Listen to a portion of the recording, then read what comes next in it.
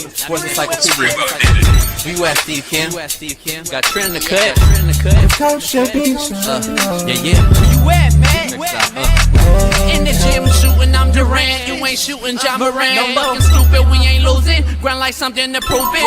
Came to conclusion that it's proven. Yeah, I'm proven with a reliable source. Straight from the mouth of the horse.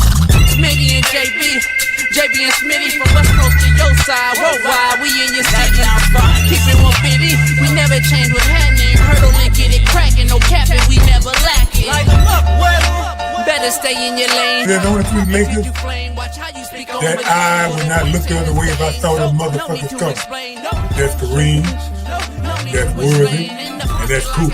The rest of them damn Lakers, fuck them. That's bullshit that Robert Parrish said. Coop, you know I got your back like a backpack, boy. Fuck Robert Parrish. You know he ain't shit.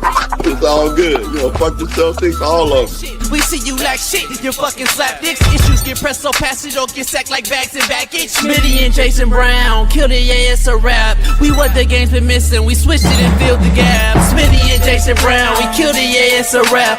We what the game's been missing, we switched it. To put the fear of God in these motherfuckers!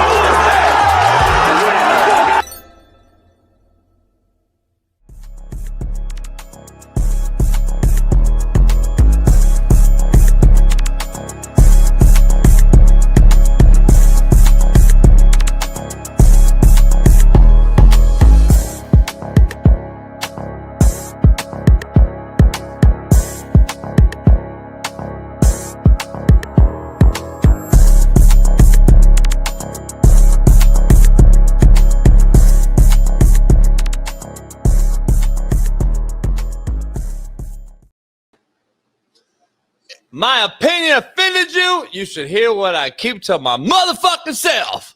We're in the motherfucking building. Yes, sir. Pound the motherfucking like. Everything's just motherfucking. Man, it's Free Game Friday, and we are in the building. And we're going to address the elephant in the room. We might have some special guests join us. Asante Samuel may pop in this motherfucker. TJ Boss Ward, a couple other NFL DBs are going to pop in. Contrary to your belief, since you motherfuckers think everybody knows football.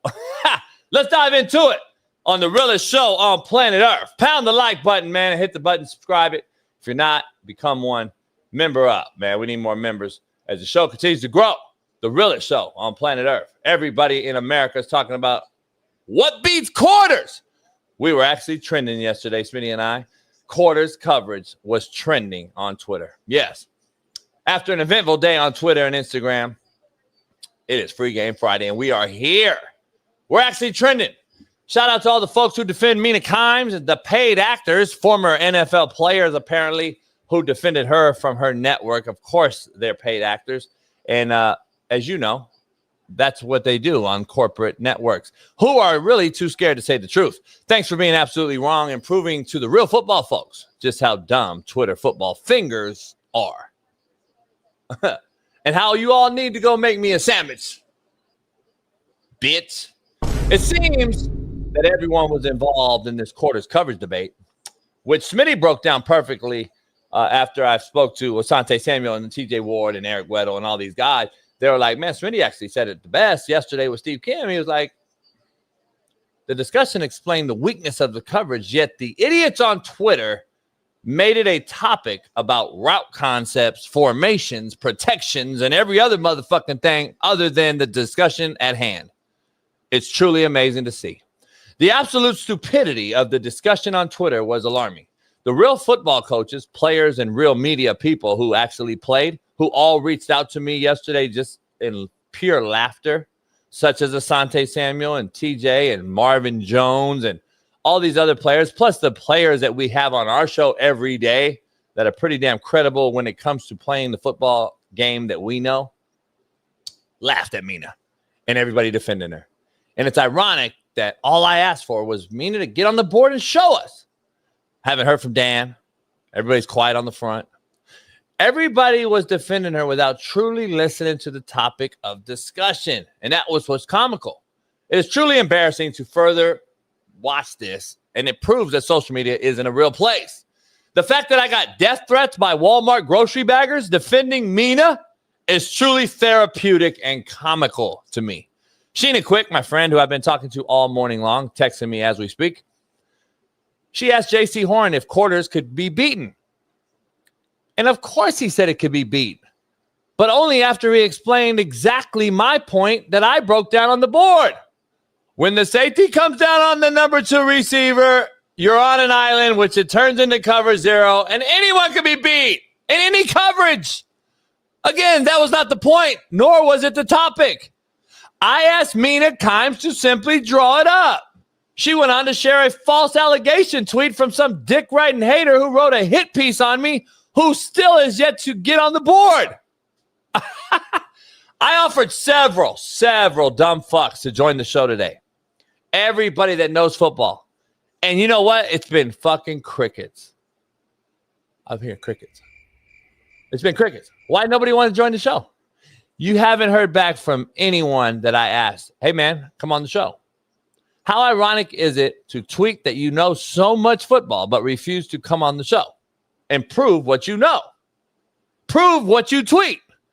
Why won't anyone get on the board and explain to me quarters coverage?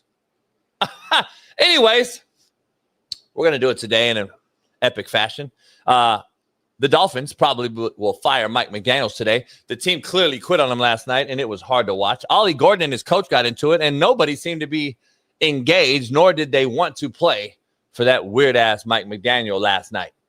This all stems from years ago when I offered I want to break this whole thing down before Smitty gets in here on this Halloween. Happy Halloween, by the way, to everybody out there.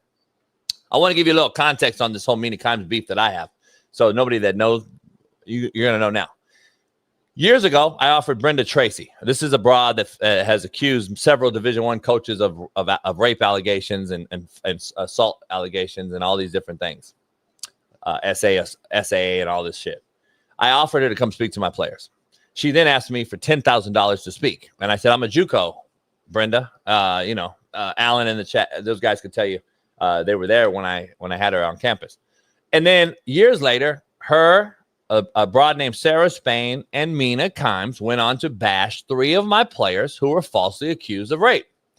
Mina, Sarah also falsely accused Dave Portnoy, Outkick's own Clay Travis, and many other males who called her out on her bullshit. How quickly we forget all of that. But what do I know, man?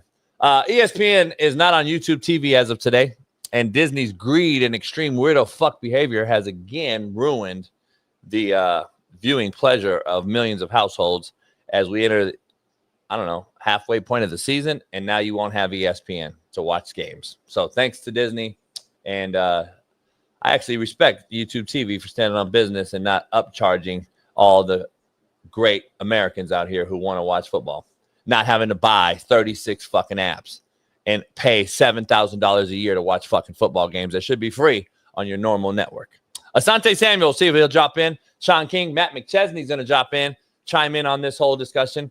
I've been reached out to by every single news outlet in the last 24 hours to come on their show. I've respectfully declined most. I'll do the things that I do every day. This show's priority. I'll do Whitlock after this show. And other than that, all I care about is Smitty on this show, Bailey, and all the folks out there that are here every day. So shout out to you guys. Let's get into it. Our main man, our Far East Sider, 317, Danny Dimes Lovin', Caitlin Clark defending, AR5 jocking. On Halloween morning, our main man, Big Smitty. Fuck is this, homie? You think darkness is your friend. You merely adopted it. I was born in it, molded by it. And you spread around like a scared cat. It's not your friend. What, homie? You fight like a child, saving no energy. Every punch you throw is full fuss. I fight grown men. This is nothing to me. That's like a scary thing, homie. I can't, like, you can. So you got the whole outfit. What's going on, y'all? It's Halloween. You got the whole outfit. Hell yeah, I got the whole outfit, homie. So where you wearing that? Where you going with that? Where you going with that? Just got home. You hear my voice? I just got home. From where? Loaded right now. Let me see your eyes. My eyes, yeah. Where you just get home from? Little party in Hollywood. Nothing crazy. Was you with Mina in there? Huh? Not Mina, but like in them. Yes. Did you verify the cheeks? What's going on, chat? It's Friday, pregame Friday, man. We got Quinn, Keith Smith, G Wizzy. Who else we got in here? Ryan Pettis, Luciano. I got my haters in here and my fans. What's going on, young Bailey? Smitty, we'll get into all this thing because I guess we were trending or viral or whatever they call it. I don't know what the fuck it's called. You know exactly what it's called, homie. Yeah. Good for business. Good for business. Yeah. Why you pointing at me, homie? Because you know what trending is. You're the reason we're viral. You did it. I'm what? You're the reason we're viral. You're the reason we're trending. We are. We're a reason, homie. I hear you. We're a team. We are a team, but I ain't say nothing about Mina. See, it's funny. We're a team when shit's cool, but when we're not a team, I guess, when I did some shit like this, huh? We still a team. I'm just saying I didn't say anything about Mina. That's all I said. Two things could be true. So you defended me. I fuck with Mina. So you defended Mina. I'm not gonna say that, but I fuck with Mina. The one thing I defend you on, and I said it yesterday, and you said it in your intro. Your take, the way I perceived it, wasn't there's no way to beat quarters coverage deep. You were just saying, like, at the base value, if someone asked you a question in the elevator, there was a quick, like, 10-second conversation, and they said, oh my gosh, quick question. What's the best way to beat quarters coverage? You wouldn't say go deep. So I agree with that. Which was the rebuttal of her take, which she literally said, because remember, you didn't think she said it. You had to go behind the bar. Yeah. And she said, we all know the way to beat quarters is throw deep. And that's the whole discussion. No, it isn't. And nobody in America that knows football says, all right, we got quarters. Let's go 4 vert. Like, that's not what people do. So, like, that's where the whole thing was. I just pointed out the weakness of the coverage. But to go against you a little bit, like, and we saw, like, you've been seeing the tweets and all that, even from Asante, and you say you talked to him, but if you read his actual tweet, he's being very respectful, number one, but he is showing you a very simple way in which you can beat quarters coverage. He said very simple, coach. Send an outside receiver on the post route, as you mentioned. The safeties are responsible for the tight ends, and there's a lot of room to work with in the middle of the field. So if I'm a coach, this is a very simple way in order to beat quarters coverage deep. So Mina, to her defense, I'm sure had actual coaches just probably say that, oh, yeah, we go deep route all the time versus quarters. They probably said it real just quick. They didn't give like full context. So she took that mental note and just said that. Here's the thing. Asante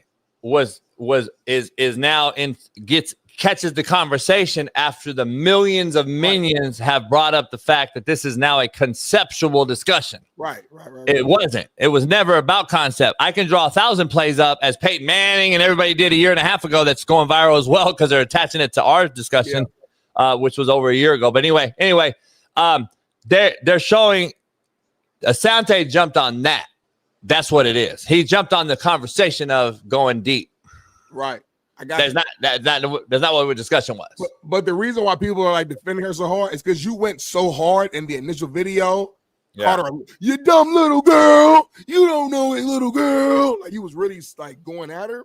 Mm-hmm. So they have to find a way to, like, hold on, motherfucker. So you want to go so hard. Here's 1,000 ways to be quarters deep. Just to show that, like, she's not as crazy as you made it seem like. So I do understand that argument from that side. I do. Yeah. And all the real football people, we have secondhand embarrassment of all the people, like the people that are in here today that are here saying that So Smitty, break down what cooked means on Twitter. Yeah, so cooked basically means when 2 or more foes are debating or arguing online, and one of those people is perceived to have put together a tweet of information that was so powerful and strong against the other that they quote unquote cooked them, that they basically won the debate. It's like Mortal Kombat, finish them, fatality. Yeah. So everyone that said that was wrong. Mm-mm. And that's funny. And that's how bad we are in society. I got cooked by a bunch of nobodies. And former players.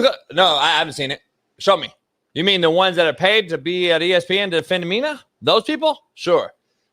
It's funny, man. It's actually embarrassing. You can't win. I found that out. You can't win on social media anyway. And Smitty, at the end of the day, I needed new haters. My old ones are starting to like me too much. That's really what it came down to at the end of the day. So, I've literally talked to Kurt Warner, so please show me where he cooked me. Oh, he did? I didn't see Kurt Warner tweet. Tell me. These motherfuckers.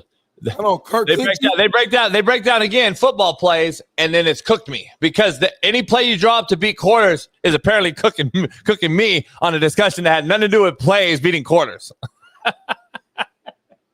It's actually embarrassing, homie. Like, I really am embarrassed, but there's nothing you can do because it's exhausting to type out to every fucking dick writer out there. Right. Like, it's impossible, right? You're playing a numbers game at this point. Because McAfee and Boston and all them motherfuckers, I've talked to Boston Connor. Like, these motherfuckers are literally laughing at you people, not with you.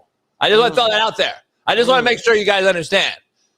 We're laughing at you as you laugh and think you cooked us. Or me. I'll say me because Smitty's not part of it. I'm team Mina. I tweeted out yesterday. I said, Smitty black, and he not really. I said, leave Mina alone on Twitter. Of course. We made that up. We wanted to do that to get the engagement going. Huh? Like, we did that to get that because we've gained like thousands of followers, subscribers. Like, business is good. So that one tweet was like vital. Like, yeah. Business. Yeah. That one little leave Mina alone, like, changed the game. Yeah. That it did. And then on Instagram too. That was our plan. Then I was like, fuck it. I'm gonna sue the biz. I'm going all kind of shit. I went in the whole thing, and that shit went viral, by the way. Now that tweet did go viral. Kurt Warner said the funny part of all this is when we see C4 on offense, there are two specific plays I put in right away. Yeah, this had nothing to do with me. To grab the safety and throw a post over the top of him. Yeah. They are like giving play additions versus C4, cover 4. Keep educating the people. It's a thankless job, but much needed. That's cooking me, I guess. Yep. And then Dominique Fosworth said, first thing every cornerback learns about quarters is you're vulnerable to a deep post and don't expect safety help. Quarters has never actually functioned like 4 deep, not since I've been watching and playing football. And that's actually 1,000% correct. Right. So like, hold on, but has nothing to do with us. Me again. Again, I hear you, but by the way, Kurt Warner, I just want to be clear. Yeah. C4 is cover 4. That's not quarters. Not quarters match. It's not the same. It's not the same at all. So, like, these people are all over the spectrum on this whole thing. And Kurt and I talked, so I'm not. Quarters match is a form of cover 4, but there's different rules. It's a lot there. Cover 4, Smitty, is prevent. Right. Basically, everybody's got to go back. We're getting back. We're all back. Quarters is not. Quarters is not. Quarter, half is not. Like, people don't understand. You motherfuckers need to make me a sandwich. Go ahead, Smitty. But to their, again, just seeing both sides, JB, because I'm not really in here in a emotional way. You're going to stand on your side regardless, no matter what they say, and Mina and them will stand on their side. I respect it, actually. But just looking at their side, though, because it's such a simple concept of what you can do to hold the safeties in order to beat them deep, Mina has some truth to what she says, because it's like literally all you gotta do is hold the safeties, and there's a weakness. So no, that's not what she said though. So when Mina says the way to beat cover 4 is the deep ball, is because it's such a simple concept, as all these NFL guys are breaking down, that, well, is she wrong really? Like, Mina's problem from my perspective is that she didn't give the full context of what she meant. Well, now the problem is, Smitty, you just said it. She said to beat cover 4 originally, and then she said whole shots versus quarters. There is two completely different things, and that's when the shit blew up. Number one, by Jeff Garcias of the world and AJ McCarron's and all the quarterbacks that played at a high level are like, I've never seen quarters get beat in the seams.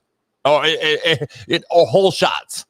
When do you whole shot quarters? When everybody from America, J.C. Horn, what's his? Did we just show Dante Stallworth or something Samuel? No, this other cat, ESPN. Dominique Foxworth. Everybody talks about don't expect safety help because this is quarters match coverage. Right. Of course you can. I showed you on the board. They're taking number 2 vertical or they're fitting the run box. They're sitting at 8 yards deep. This is a completely different discussion. Everybody on Twitter is discussing something totally different. And the reason they say I'm cooked is because she posted a fake allegation, false fucking report that I had 8 felonies. Let's keep it real. It has nothing to do with the game. This is what she reported that, and all of a sudden I got cooked. So she posted a fake tweet from a guy that wrote a hit piece on me, and then I'm cooked. Make it make sense, homie. Does this have anything to do with quarters coverage right here? Not at all. So I'm trying to figure out. That's when the masses jump on. Oh, shit, JB not coaching because he had 8 felonies. And like, you're fucking stupid, homie. Now, if you were not JB right now and you could take yourself out of your body and just evaluate this whole back and forth, when you look at Mina's response, what she did, how would you grade that, though? Like, with no emotions, like just being real, looking at everything she did to clap back, so to speak, how would you rank it and why? My lawyers are looking into that anyway. But anyway, what? Never mind. What happened? No, I said the whole thing. If you didn't hear it, then it's kind of mute. Here's how I look at to answer your question. I look at you as a phony, fake fraud because the original tweet, if you look back at it, she said I was told not to respond to this man. Yeah. Why did I cook her then? Where's everybody at? Well, I cooked her. She said, I'm not allowed to. I said, well, you just did respond. What are you talking about, homie? You go at her every single day. Yeah, so I'm gonna too, because she did my 3 black kids wrong, and I'm gonna go at her every day. I'm gonna go at her every day for the rest of her motherfucking life. For the rest of your life. For the rest of my life and her life, I'm going at her every day. Well, she's a lot younger than you, so she'll probably live a lot longer. But so the rest of your life until you die, you're going at her. Yeah, anytime she goes on there and spits bullshit, false shit like she has, I'm on her. I'm on her neck. So that's where my disagreement comes in. That's where me and you like beef or debate, whatever. I don't give a hell if you're a fan of her stuff or not. It's TV. You get to choose who you're a fan of, right? My thing is this. People go on TV to break down football, basketball, whatever, all the time and say stuff that we disagree with, say stuff that's wrong. You like purposely, and you just admit it. You look for the mistake. Well, hold on. You got to rewind though. I already told you what it rooted from. Remember? Tell me the truth, man. Tell the audience the truth. We got a lot of people in here. Tell us people right now. We're not even 30 minutes in. Have you known me to go around and just pick a fight with somebody that did nothing? Oh, no. So my point is, you've never seen me start anything, but I'll finish everything. I've never started shit, but now you want to bring me up into it and you want to talk shit. I'm gonna do it. I'm all in then. Like there's no backing out. I'm 10 toes in. So don't find me where I started the deal. That's the thing about you motherfuckers out on social media. You cats have no fucking clue. I've never started shit, but I'll finish every one of them. See, that's the problem. See, everyone wants to bark, Smitty, but can't take the bite. But it was like 15, 20 years ago when like the initial tweet. How long? It was like damn near 20 years. It was like 5 years ago, but like, yeah. At what point are we gonna be like, all right, like I'm not saying forgive her, but I'm just saying you can't forgive her when you can't forgive. No. Don't forgive. I'm just saying because like Smitty, like I proved my point. Like let's move on. Yeah. Can I be like, when am I gonna be forgiven? I think all your fans and your player, everybody has. Nah. See, I'm not forgiven. And here's the issue: if I don't stand up for those 3 kids that got falsely accused by a female in the dorm, and then falsely accused by Sarah Spain, Brenda Tracy, and Mina Kimes, who will? See, I don't care about all the bullshit on social media. I care about those 3 kids to this day who I still talk to. No, I'm with you, but like, it's not like you're defending them when you go at her on a daily now. Like, we're past that point. You defended them. They beat the case, to my understanding. You still talk to them. Well, they beat that part of the case, not their moral value case. Like, the bottom line, listen, I beat the case too. Right. that they're sharing false shit on. That Smitty, like, that has nothing to do with, like, damn well optics and what these admin and these other people say out there. You're not gonna get hired by corporate America. You're not gonna get fucked. You're gonna be looked at as a. You know why? They beat the case Smitty, and no Power 5 would take them still. Not one Power 5 would touch those 3 kids because of the accusation that happened prior. And guess who helped push that? You all right? Are you dying on the show? Did Mina poison you, homie? You good? Fucking dying live on the audio listeners. He's dying live on the show. All right. So all these fake allegations, what they do is hurt your reputation, homie. It has nothing to do. You got cleared. We got cleared. Right. Why wasn't I hired immediately then? Why was I told by big time coaches, man, my president won't even let us fuck with you? Why were my kids told we can't touch you, man? I'm sorry. But they were already at a Power 5, homie. Right. Hold on. So my kids already played at a Power 5 in a major bowl game when Minnesota was good under Jerry Kill. And then Jerry Kill actually resigned because of this case.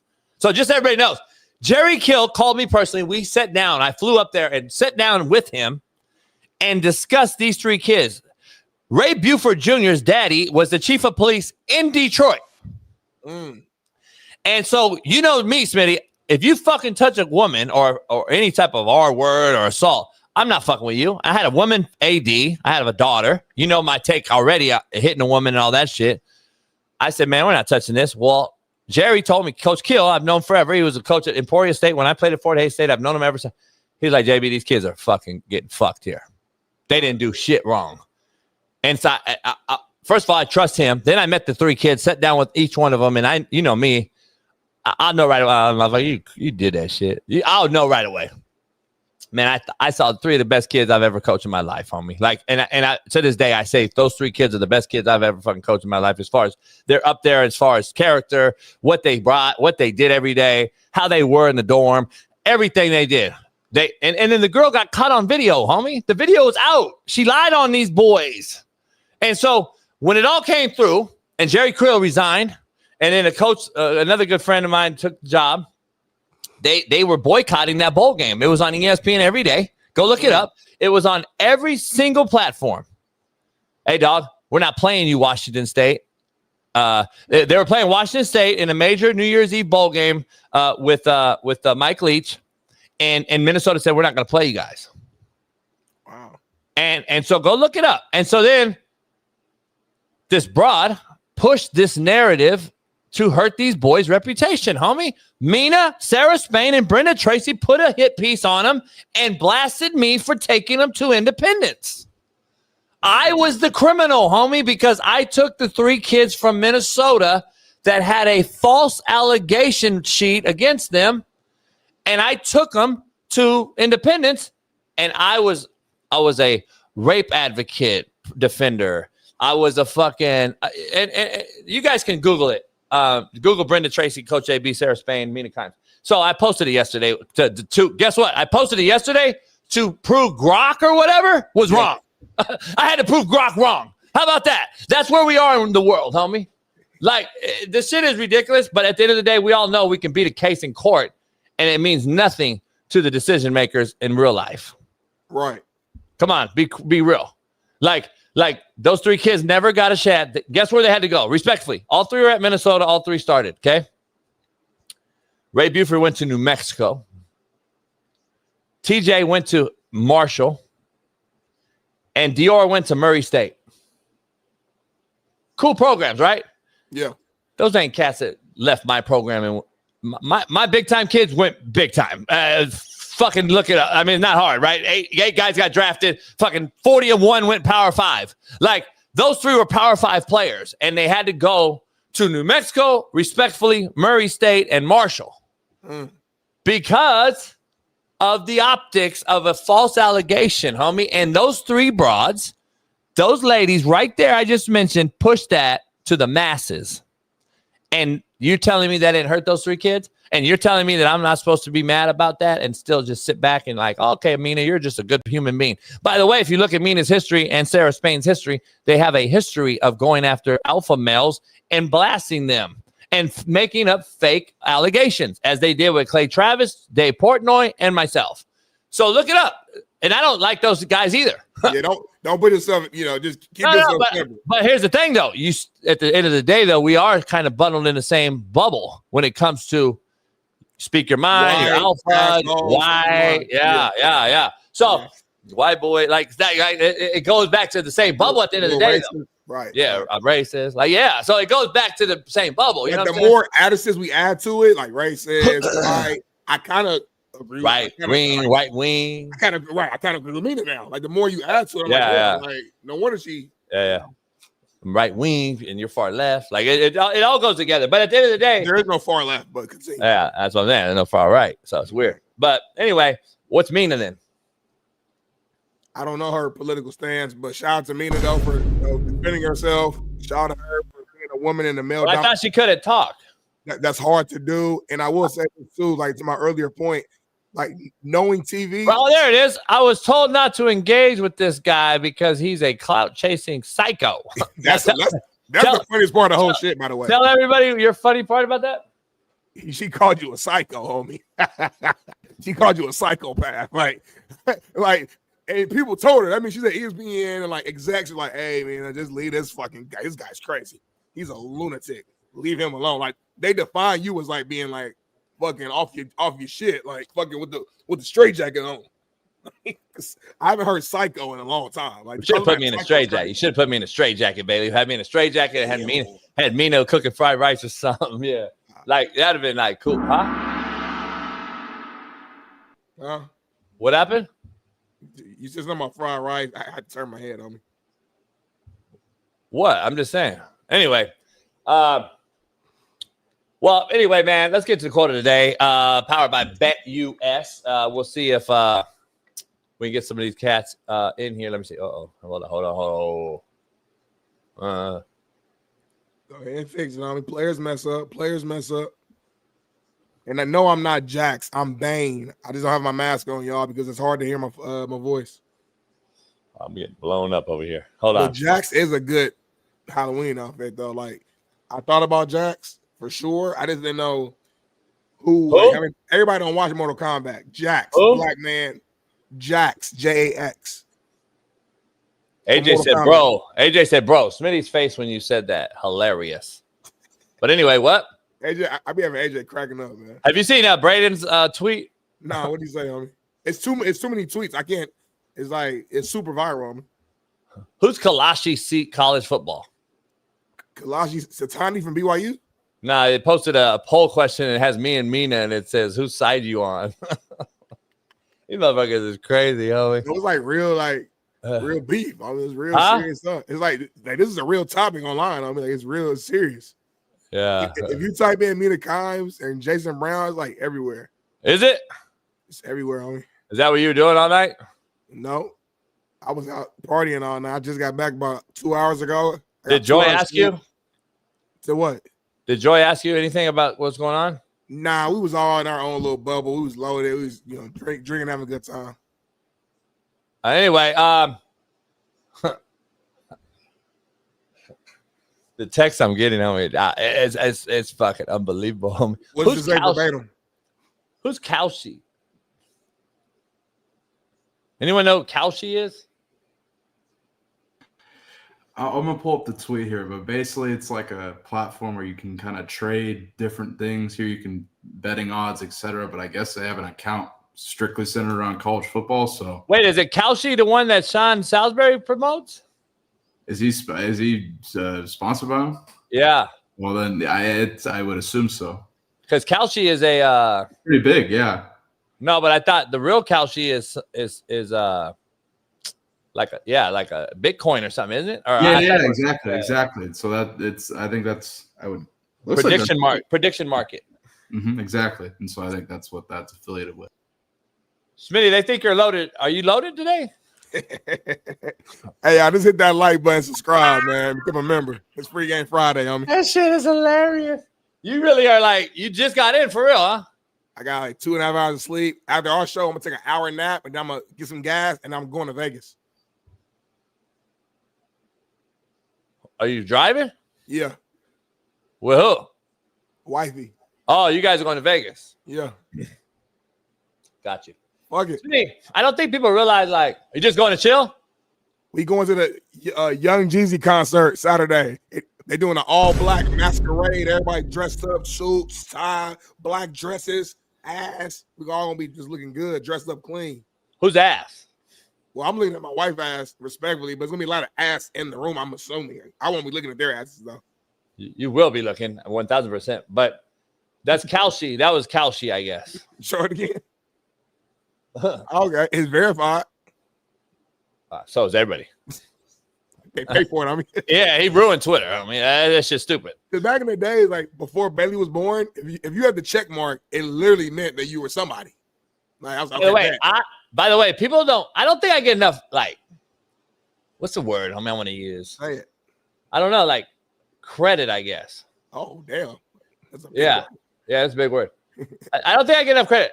See, most people that get attacked by the minions on social media, the nobodies we call them. Yeah. They don't. They just go dormant. Right. Dormant means like quiet. Stop moving, quiet, still. Like, and I'm glad for the real ones that hit me up and were like, JB, you don't give a fuck. You're just retweeting the actual tweet that people think you got cooked in. Right. I go, yeah, I'm retweeting the actual tweet that me. Yeah, because I want to make sure that the people that didn't tag me. Yeah. Get notified. So you looking out. Why you didn't tag me, homie? But like, it's funny.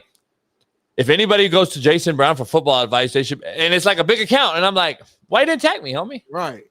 Oh, bitch ass motherfucker. Like, and then I go and then I do JB. You know what I mean? Then I'm JB. Yeah. But I'm like, why you don't tag me? And you know, it's funny to me. I've asked several people that went out on Twitter and supposedly knows football to hop on the show today. Really? But why nobody want to come on? Well, they gonna say I ain't about to help your show out. And, you know what I mean? They gonna say that. But why they don't want to come on and get on the board? Why won't Mina and all these guys get on the board? I don't know. Quincy Avery said something. I don't know. I got it blocked. Oh, what did Quincy say, man? I know JB hate Quincy. They sent in the comment. They said Quincy Avery was calling you John Brown. Trying to be funny. Oh, I see what he did. Trying to call you like a nobody, basically. Trying to be funny. I don't get it. He played D2 wideout. But anyway, like it's just comical. Like the kid's comical. Like he's on all the court documents with Deshaun Watson and all the massage parlors. Like I don't know if anyone knows that. you said keep it football. You said leave all the stuff, huh? You said no, keep I'm saying, it football. But I'm saying can I go out and restructure and go that and do that? Can I tweet out the documents of Quincy Avery on Deshaun Watson's shit? Please don't. See, like let's keep it real. Like, I don't have nothing to hide. All my shit's out there. You don't know how to crop the photo, though. I would say do it, but you don't know how to screenshot and crop it. I don't want to. So you show everything. I show all. You see all the fucking nobody. Screenshot a picture of him on the yacht. It had the time, the date he took it, the address. Oh wait, did he post? Oh yeah, he commented on that one. Oh yeah, he laughing at. Hey, Adam to the other suit. Adam to the suit. I don't like calling people stupid. However, John Brown, the coach, is stupid if he thinks that you can't throw vertical versus quarters coverage. When did I say you can't throw vertical, Smitty? You have quarters alert to throw posts. I had him. He said I would tag him, but he blocked me because I told him he's dumb. Oh, Jesus, Smitty. When did I say you can't throw vertical on quarters? I damn near gotta hear your original take again to like really digest the whole shit because I don't know. Like, did you say it? Maybe was there a line you said that? No, never. So like it's just it's actually embarrassing that these motherfuckers nobodies, because we all know Quincy's a nobody. Like if you talk to real people like Jordan Palmer and real guys that coach quarterbacks there, like we know how he got in. And he got in with the massage parlor and Deshaun Watson because he never really raised or coached any quarterbacks. So, well, I had him on my show and I kicked him off the show live. And that's why I blocked him. So if anyone wanted to know. But anyway, it's a whole nother story. You guys can go watch that episode at your leisure. In summation, bro, at your homie, just leave Mina alone. I can't do it. Like Mina is in her own lane. Like, y'all never have to cross paths ever again. I don't like her Verbally, yellow in teeth either. I don't person, like her yellow teeth either. But if you don't like somebody, don't talk about them. Don't look at them. Nah, that's not it. Start nothing, don't be none, homie. Stop defending her. Maybe at some point, though, seriously. I'm not defending her. Stop defending her, homie. I'm saying she did y'all wrong. Hold on, homie. She did y'all wrong, homie. Baby, let me ask you this, homie, and stop saying y'all. Is she Mina did the y'all only wrong, person? homie. Is Mina the only person you've ever had beef with? Yes or no? No. Okay, but you don't fucking go at everybody else. They're not on Twitter. They're not on Twitter. Why is she the only Twitter beef you got? Huh? She's the only Twitter beef you got daily. No, I'm not. There's all kind of Twitter beef. She's your only daily Twitter beef. I mean, no, she's your only daily. I don't do it. I don't wake up in the morning and do a video. Hey, Mina. I do a video when she does a video of stupidity. But she got a show 5 days a week. I can't allow the people out here who go and because I can't allow the people to go tune in to ESPN major network to get football information, and then they get false information. Homie, you fucking Batman. I can't allow to let the people of sports go to ESPN and get false information. Like who died and voted you like the fucking savior of sports, homie? Yes, that's what I got to do. Smitty, Mina's not gonna let you fuck. What? Mina's not letting you hit, homie. I'm just saying respectfully. She's not letting you fuck. She got like a Jewish cat, homie. So like she's not letting you fuck, huh? Why are you saying that right now, live on TV? Because she's not gonna let you fuck. So I don't know. We don't know why you defend her. That's why. Mina, if you're listening, I never said anything. She's married. I'm married. We're not even. What are you talking about, homie? I'm just saying. I respect her as a woman in a male-dominated space. It's tough to be. Well, there's a reason why she's there, Smitty. There's a reason why. And I'm saying she's good at what she does, though. She speaks well. She's really good with numbers. Anyway, you know how many? I got 500 people that speak well that know football. I got 500 people that know football and speak well. Why aren't they doing it? But from a TV standpoint, you gotta take your cape off, homie. From a TV standpoint, you like. Are you Batman today? Have a woman on the show to keep it balanced. You wore the wrong costume. You should have been Captain Save a Hoe. You should have been Captain Save a Hoe today, homie. Not that shit right there. You should have been Captain Save a Hoe today. Not fucking, what is that? Black Bays or whatever. What do they call him? Who is this again? Black Bane. I can't hear it. I don't know who that is, homie. But anyway, let's get quote of the day while you stay in that math. Might be better that way. Quote of the day brought to you by Bet US. TV. In the age of information, ignorance is a choice. It's real easy. You know the fucking unbelievable part of these whole tweets that they cooked me on? Did you see how many people were pulling up? They were using Grok and AI to ask what beats quarters. Homie, no, seriously, homie, real shit. That's fact. Can you really address that, homie? Like, people really were using ChatGPT or whatever and AI shit to say what beats quarters to comment on the discussion, homie.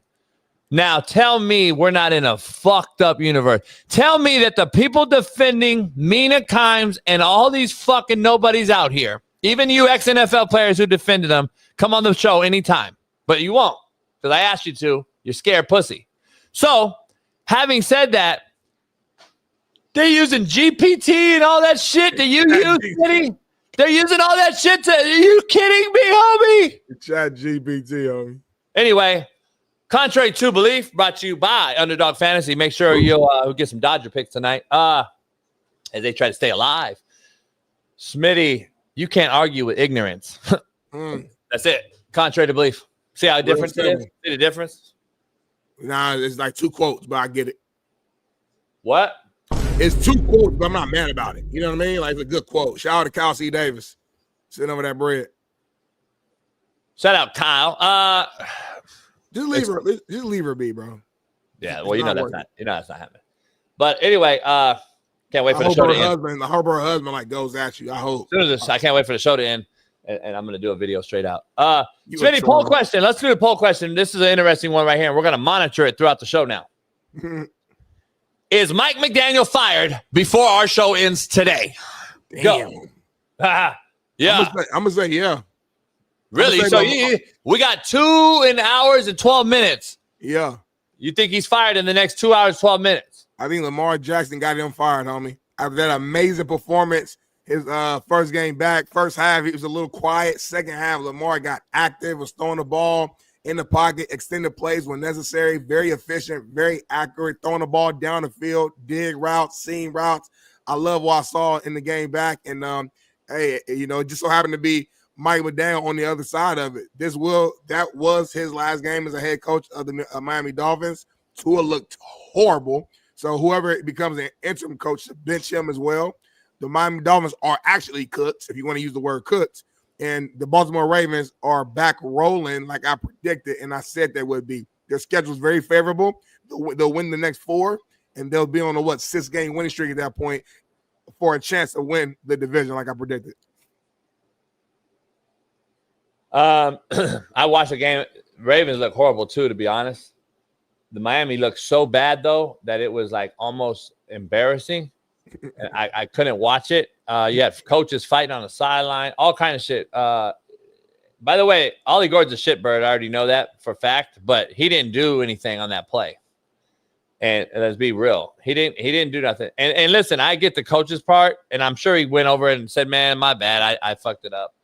Because he don't see it. All he sees is the penalty and the guy on the ground, and he immediately thinks it's a penalty on you, which was called, and then you get into an argument. That's what it was. Right. But he didn't do it. He fell down, and it was like, to me, I was like, God damn. I mean, that's a crazy call for the refs to allow. Like, why? You replay everything, but you won't replay that? Right. That's the problem I have, homie, in this whole thing. Like, that's the issue I have. So, I don't know. It is what it is. We got about 2 hours before Mike is fired, so just kind of keep your eyes on that. Well, that's cold-blooded. That we like our show. Like we're gonna wait for somebody to get fired, like to lose their job.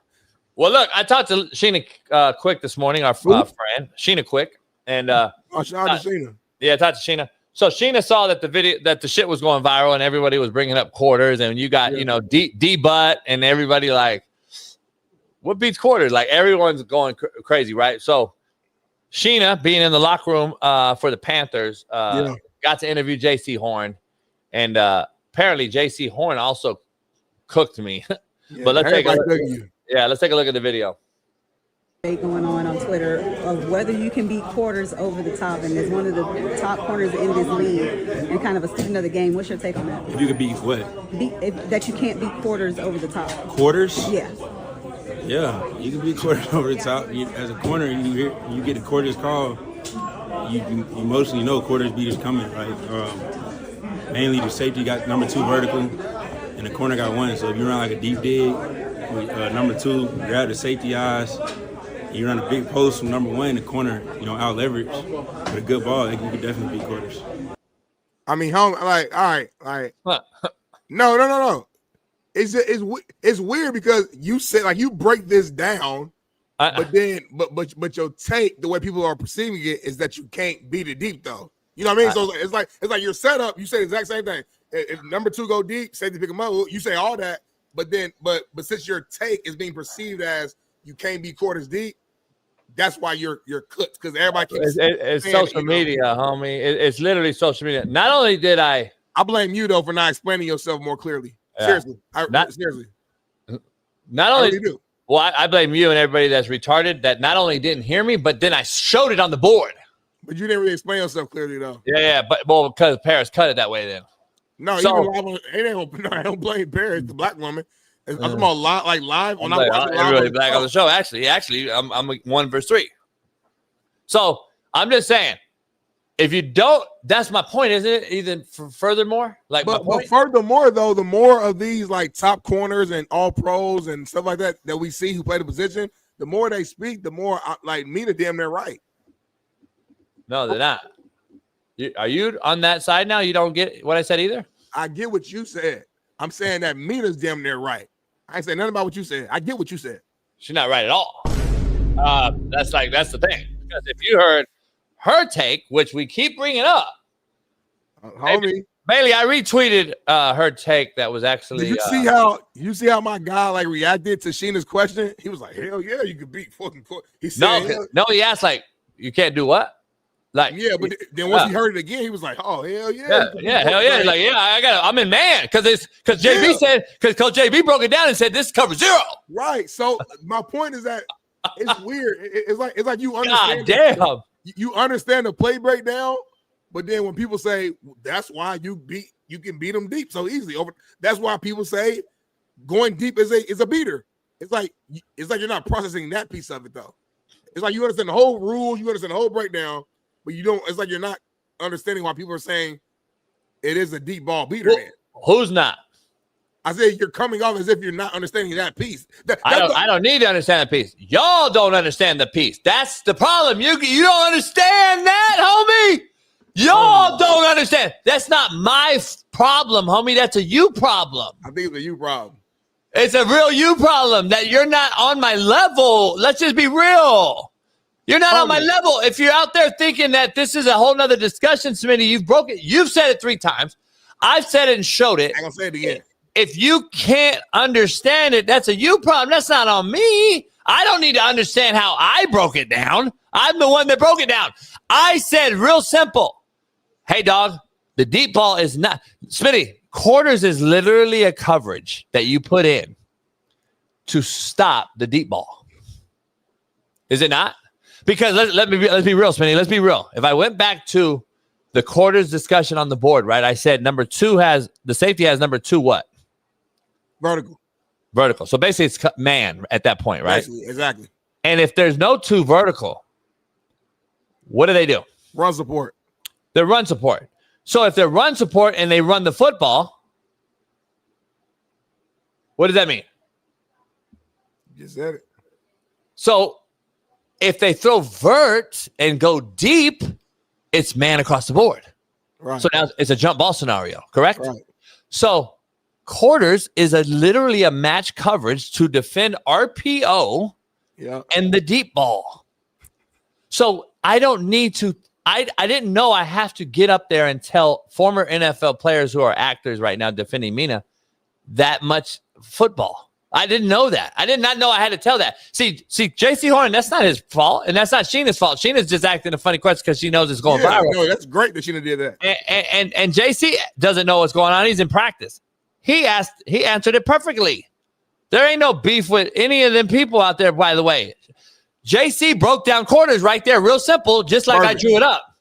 So he literally said, yeah, man, safety has the number 2 receiver. Like, yeah, I'm on an island. Hell yeah, we can get beat. Like any human can. Yeah. Like it's really not that hard, homie. Like, I don't understand. I think the macro problem is that you just went so hard. You called a grown woman a little girl. Yeah. And it hurts feelings. It hurts feelings, and that's what it is. You took shots at the people at the desk. Yeah. Show that, Bailey, real quick, because this is the take. Let me show real quick. What stood out about Drake May's game just so far here in year 2 for you?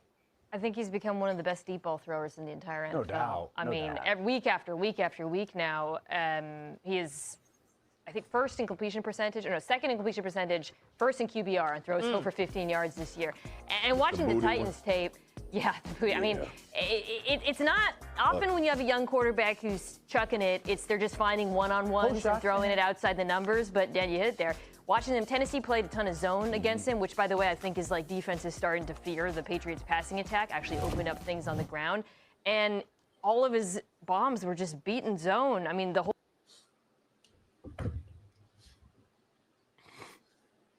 Do I have to explain? Seriously, I got to explain to NFL players that bombs beat zone now? Hold on, homie. Real shit. Like, Smitty, we get into zone coverage to stop to prevent the bomb. You go to cover 2, say you on the 5, you do cover 3. I'm sad. Bombs beat. I feel man sad. beaters. I feel sad today, man. But it depends. Like, how would she defining a bomb? Is it in zone? Is it 10 or more? Is it 10 or more for her? So in zone, she just straight said it. There's no defending it. She just straight said, deep ball beats zone. She just said it, homie. Like, there's no defending this. There's nothing else to say, really. And then she goes on to say, let's take a listen. I don't need to say it. Whole shot to booty was versus quarters. How do you? Whole shot in versus quarters. That's an impossibility.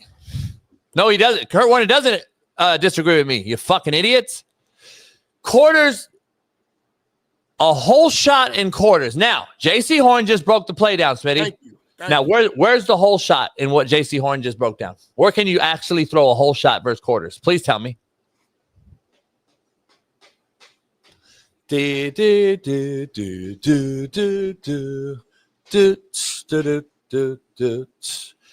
cover two, Smitty. All right, here you go. Nah, and cover two, Smitty. If number 2 stays short, keep the safety in. If number 1 runs a deep dig, now it's man. So a deep dig, and the corner has outside leverage, if I'm not mistaken, on that coverage. So a deep dig route, you get inside leverage. Now that's a way to beat it. Oh, but that's again? Am I wrong or right? Be honest. Wrong. Okay, good. Is that a whole shot? Hold on, homie. We got to make sure our words are specific here, because that's what happens on social media. You guys take those words and turn them into he cooked them. You just broke down a play that can beat quarters. Yeah. Number 2 comes down, safety comes down. I run a dig behind them or a post. Right. Either one of those, right? That's what we dial those things up for his match quarters. Yeah, all day. She said whole shot. You can't throw a whole shot on quarters when the safety comes down and the corner now is outside leverage in man. How do you throw a whole shot? See, the words matter, homie. Like, I don't know why I have to explain to former NFL players that zone coverage is now a defense we jump into so we could get beat over the top. Anyways, homie, homie, it's unbelievable. AJ McCarron's laughing his fucking ass off. The shit is actually comical, and it's sad because that's how dumb we are in America. But you knew what she meant, homie, when she said No, I didn't. No, I don't. Because I shouldn't have to know what you meant when you're on ESPN, homie. I'm saying, what do you mean? We don't say something perfectly we get over here. critique for fucking up every day. Exactly. And so she can't now? That's my fucking point. So she can't be critiqued, homie, on fucking ESPN? She can't be critiqued on fucking ESPN, homie? Why are you the critiquer, though? Why are you the critiquer? What do you mean, why? Why are they the critiquer on me? What do you mean? You don't be a fanboy. Hold on, homie. You act like ESPN hasn't called me out before. Got me fucked up. What do you mean win? I just told you 3 scenarios to start the fucking show. What are you talking about win? You know how many Twitter beefs I got with ESPN employees, homie? Name 3 of them. Do you realize NFL football right now on that show right there has 2 broads and a dude that won't say nothing because he's scared as fuck to lose his job to talk about a female? Do you realize then on the other football show, they got the ball-headed broad, they got the fucking other Kimberly whatever, she might be the dumbest human on earth. Kimberly whatever, Wilson or whatever. On her dumb. Kimberly Martin. And then that's who's talking football, homie. And that's what you want me to stay quiet about. Shut the fuck up. Miss me, homie. That shit is ridiculous. Do you got ownership in ESPN? Fuck no. Again, defending the public. Just like you defend everybody, I'm defending the public, homie. I don't defend everybody. You defend everybody. I literally don't. You literally do. All I'm saying is that you damn near don't got to talk about it every day. I know, but you damn near don't got to start none, won't be none either. Damn near. Like, damn near, you like, Smitty, we already talk about every day. College football is out the jar, landscape's fucked, blah, blah. Once you let it out, you can't get it back in. You've been saying that. You said it. You're like, yeah, you can't get the tube back in the paste back in the tube, blah, blah, blah. Homie, Mina let it out. But like everybody say Mina's a great person. You never hear nothing bad about her. They say she's sweet, she's nice. Like that's how all fake people are, Smitty. No, but trust me. I'm in the mix, so I know if people are assholes or not. No, you can off the TV. Yeah, we know assholes. Yeah. What I'm saying is all fake people hide their fucking real shit. Stop.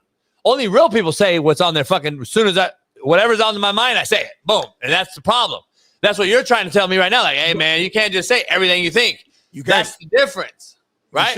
That's the difference. That has nothing to do with being real. That's why That's maturity, homie. Like, as a man, you can't say everything you're supposed to say.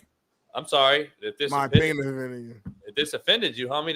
It's my bad. My bad. Part of maturity though is knowing when to say things, knowing when not to say it. Like for example, when you came on Speak for Yourself a couple years ago, you didn't cuss. You always cuss, but you knew not to cuss. I don't cuss on Whitlock, homie. I know protocols. Exactly. If I'm asked to do something, ding. Homie, I know how to fucking simulate. Exactly. So stop taking shots at the NFL players for not dogging her on air. That don't make sense. Hold on, though. What is her having to be a good person have shit to do with the fucking we're talking about? Well, bring it back to that. You're going at a good person. So you can come at me, but I can't go at you. She don't come at you though. She did come at me, homie. That's why you keep failing to realize she did come at me. She just fucking posted a fucking fake 8 felony fucking post that everyone thinks I got cooked on. Because what are you talking about? She's defending herself. See, there's a difference between hood and difference between corporate, and we already know that. See, I'm gonna dig up some dirt now on this broad. Ain't no dirt out there, and I'm gonna find her and her cheating scandal and all this shit, right? And I'm gonna pull it up, and then see, to me, that's bitch made. I wouldn't do that. But you just did it though. But you just did it though. No, I haven't posted it yet. So here's the thing. Verbally said it. Yeah, but I haven't posted it yet. We got 10,000 watching. You just said it. Hey, well, I haven't posted it yet. So here's the thing, Smitty. Like you're psycho. She had nothing to say because she can't say it. I asked her to get on the board. She denied that and went to false allegations that somebody did a hit piece on me about. What do you do when you go? You say it every day on the show. See, JB getting cooked. He goes to this. I bet yeah. Oh, yeah. So what's the difference there, homie? So why don't you respect her, homie? You doing it difference, homie? I respect you. I respect you posting a fake article. Come on, homie. Smitty. There's no rules in beef. Hold on. Prime example. Kendrick Lamar and Drake had a beef. That generation. That's that soft ass generation. Kendrick Lamar and Drake had a fucking beef rap battle. He called Drake a child molester. There's nothing that says he's a child molester. But when we beefing, we battling, fuck you. We don't like each other. I'm going to say what I want. That's what it is. She has been holding her tongue for months. Not really. She finally got pissed off because this shit blew up and people keep probably mentioning her and tagging her. So she said, fuck it. I'm going to say something back. And if he want to troll and be what she perceives as an asshole, she going to do the same thing back. At some point, you got to fight back.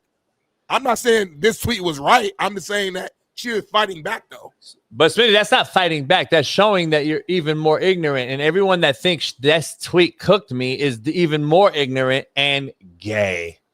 The bottom line is you are fucking unbelievable. If you believe the bullshit that she went to because I asked her to get on the board and show us quarters and she can't do it and she goes to this, and everyone that defended that and thought that was cooking me, that's the problem. That's why we're so fucked up in America, homie. That's the soft pussification of you fucking generation. You guys think that that's cooking me a fake article.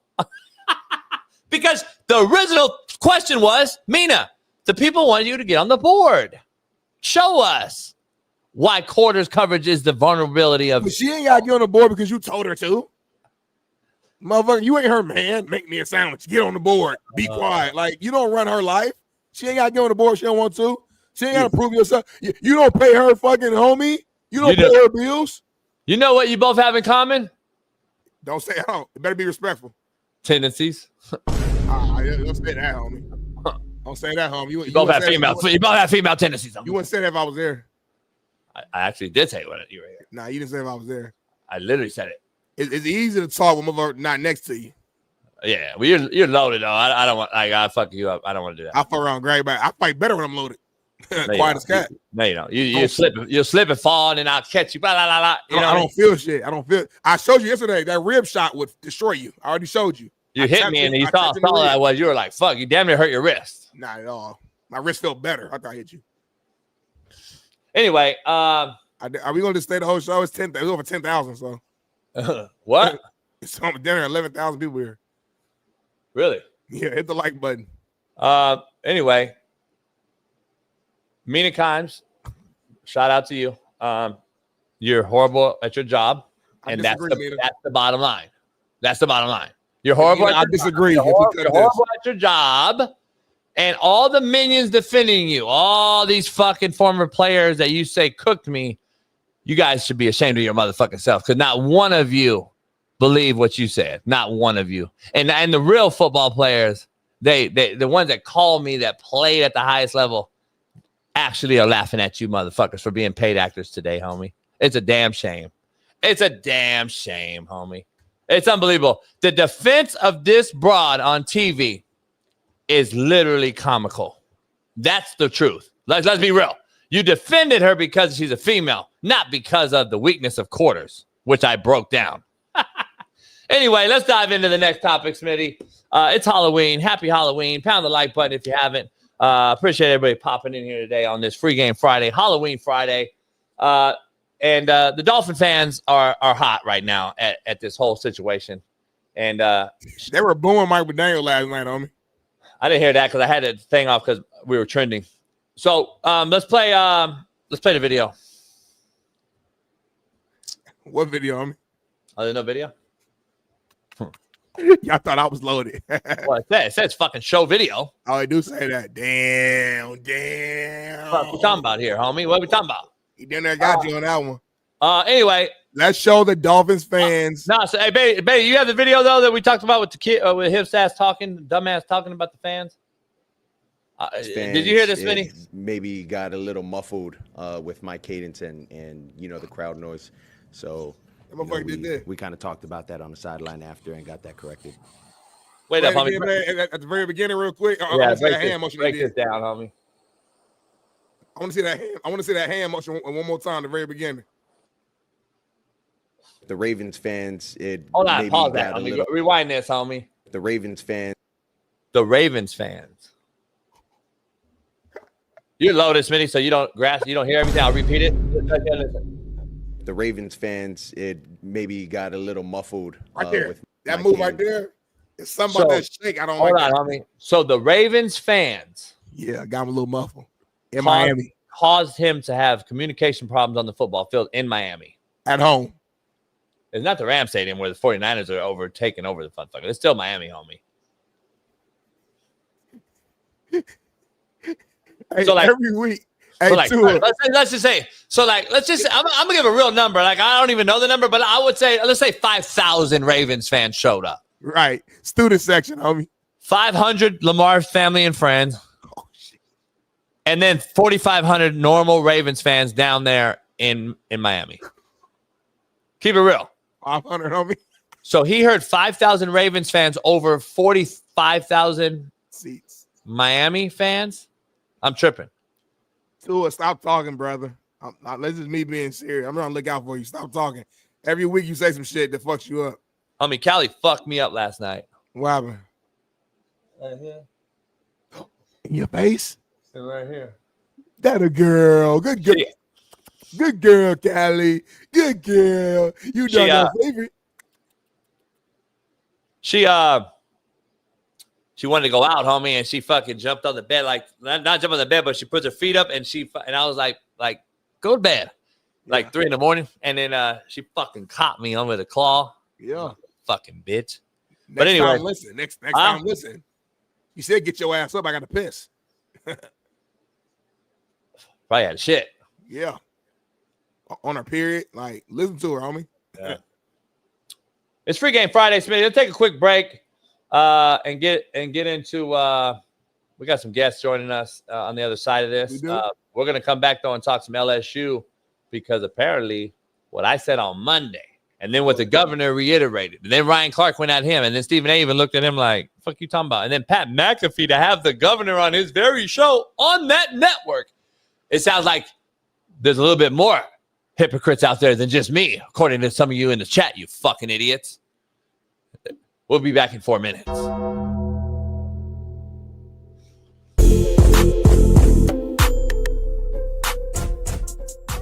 Hey, well, fuck it. I'll go home tonight. I'll drink my yak and smoke my stick, and I'll get it back cracking.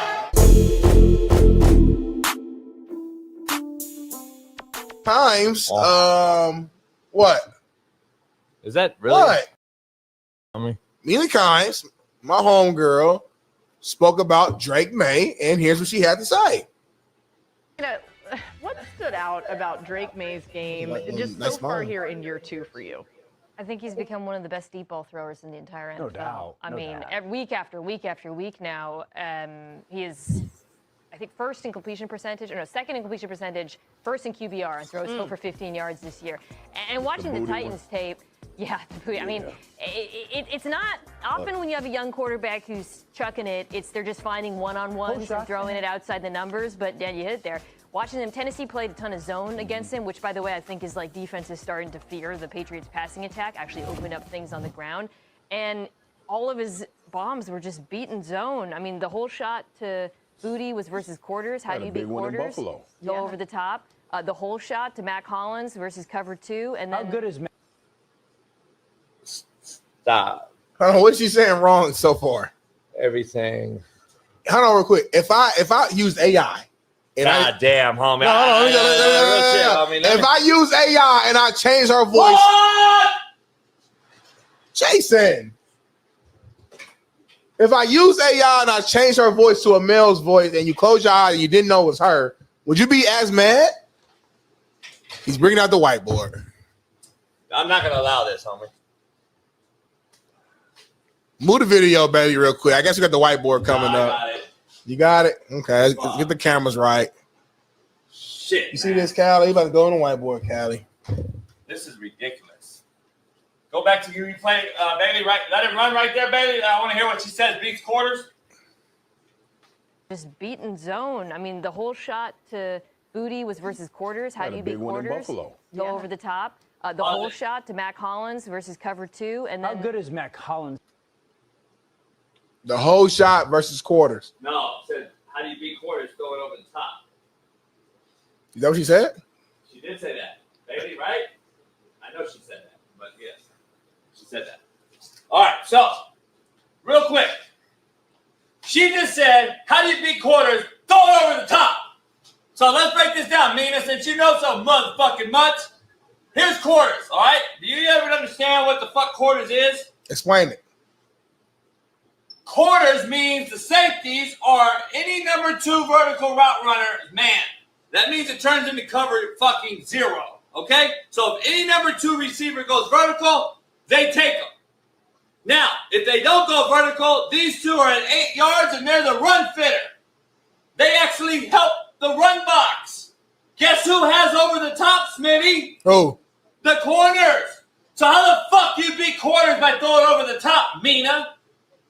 It doesn't happen.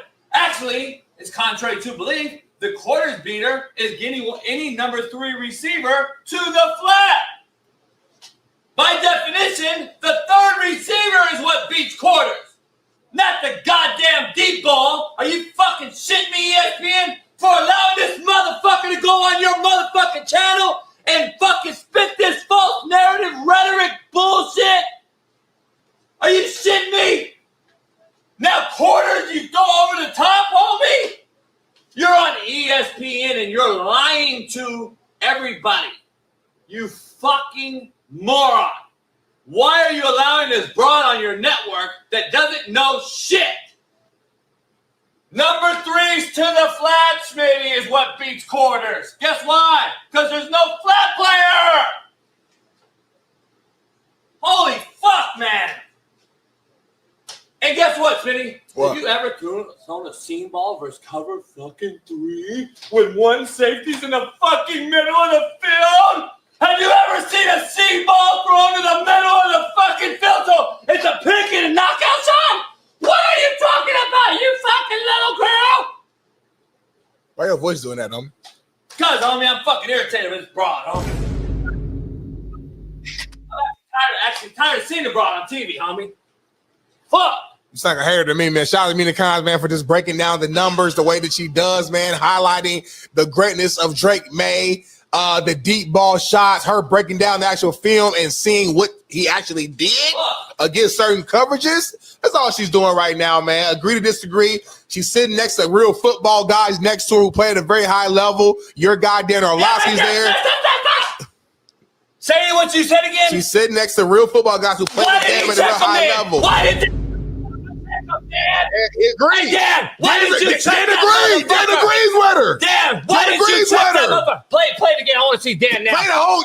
Let's play it. Let's play it. Clip this motherfucker right now and send it to Dan right now. Shout out to Dan Orlovsky, too. Yo, let me see. Fuck that. I mean, it's not often when you have a young quarterback who's chucking it, they're just finding one-on-ones and throwing it outside the numbers. But Dan, you hit it there.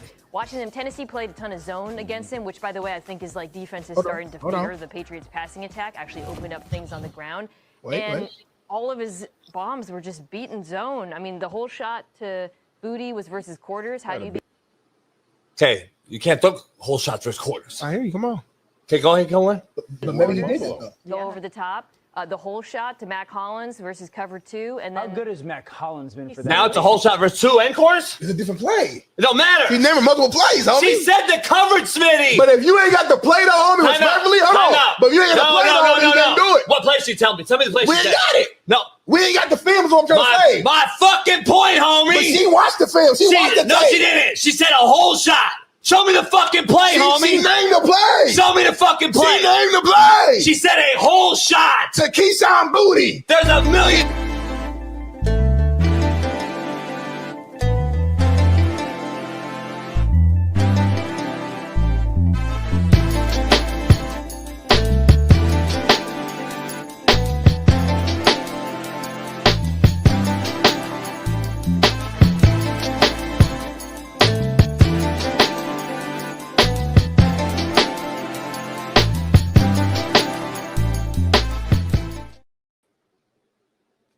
Man, that motherfucker right here.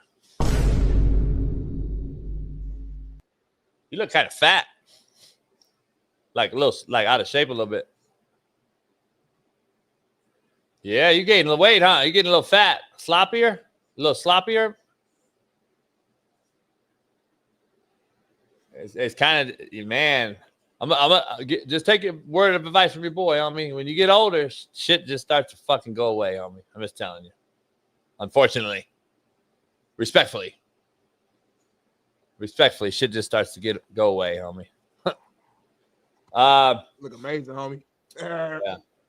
Hey, Lamage, I'm only getting cooked to people like you that know nothing. Ain't that right, Leah? Ain't that right, Lauren? Ain't that right?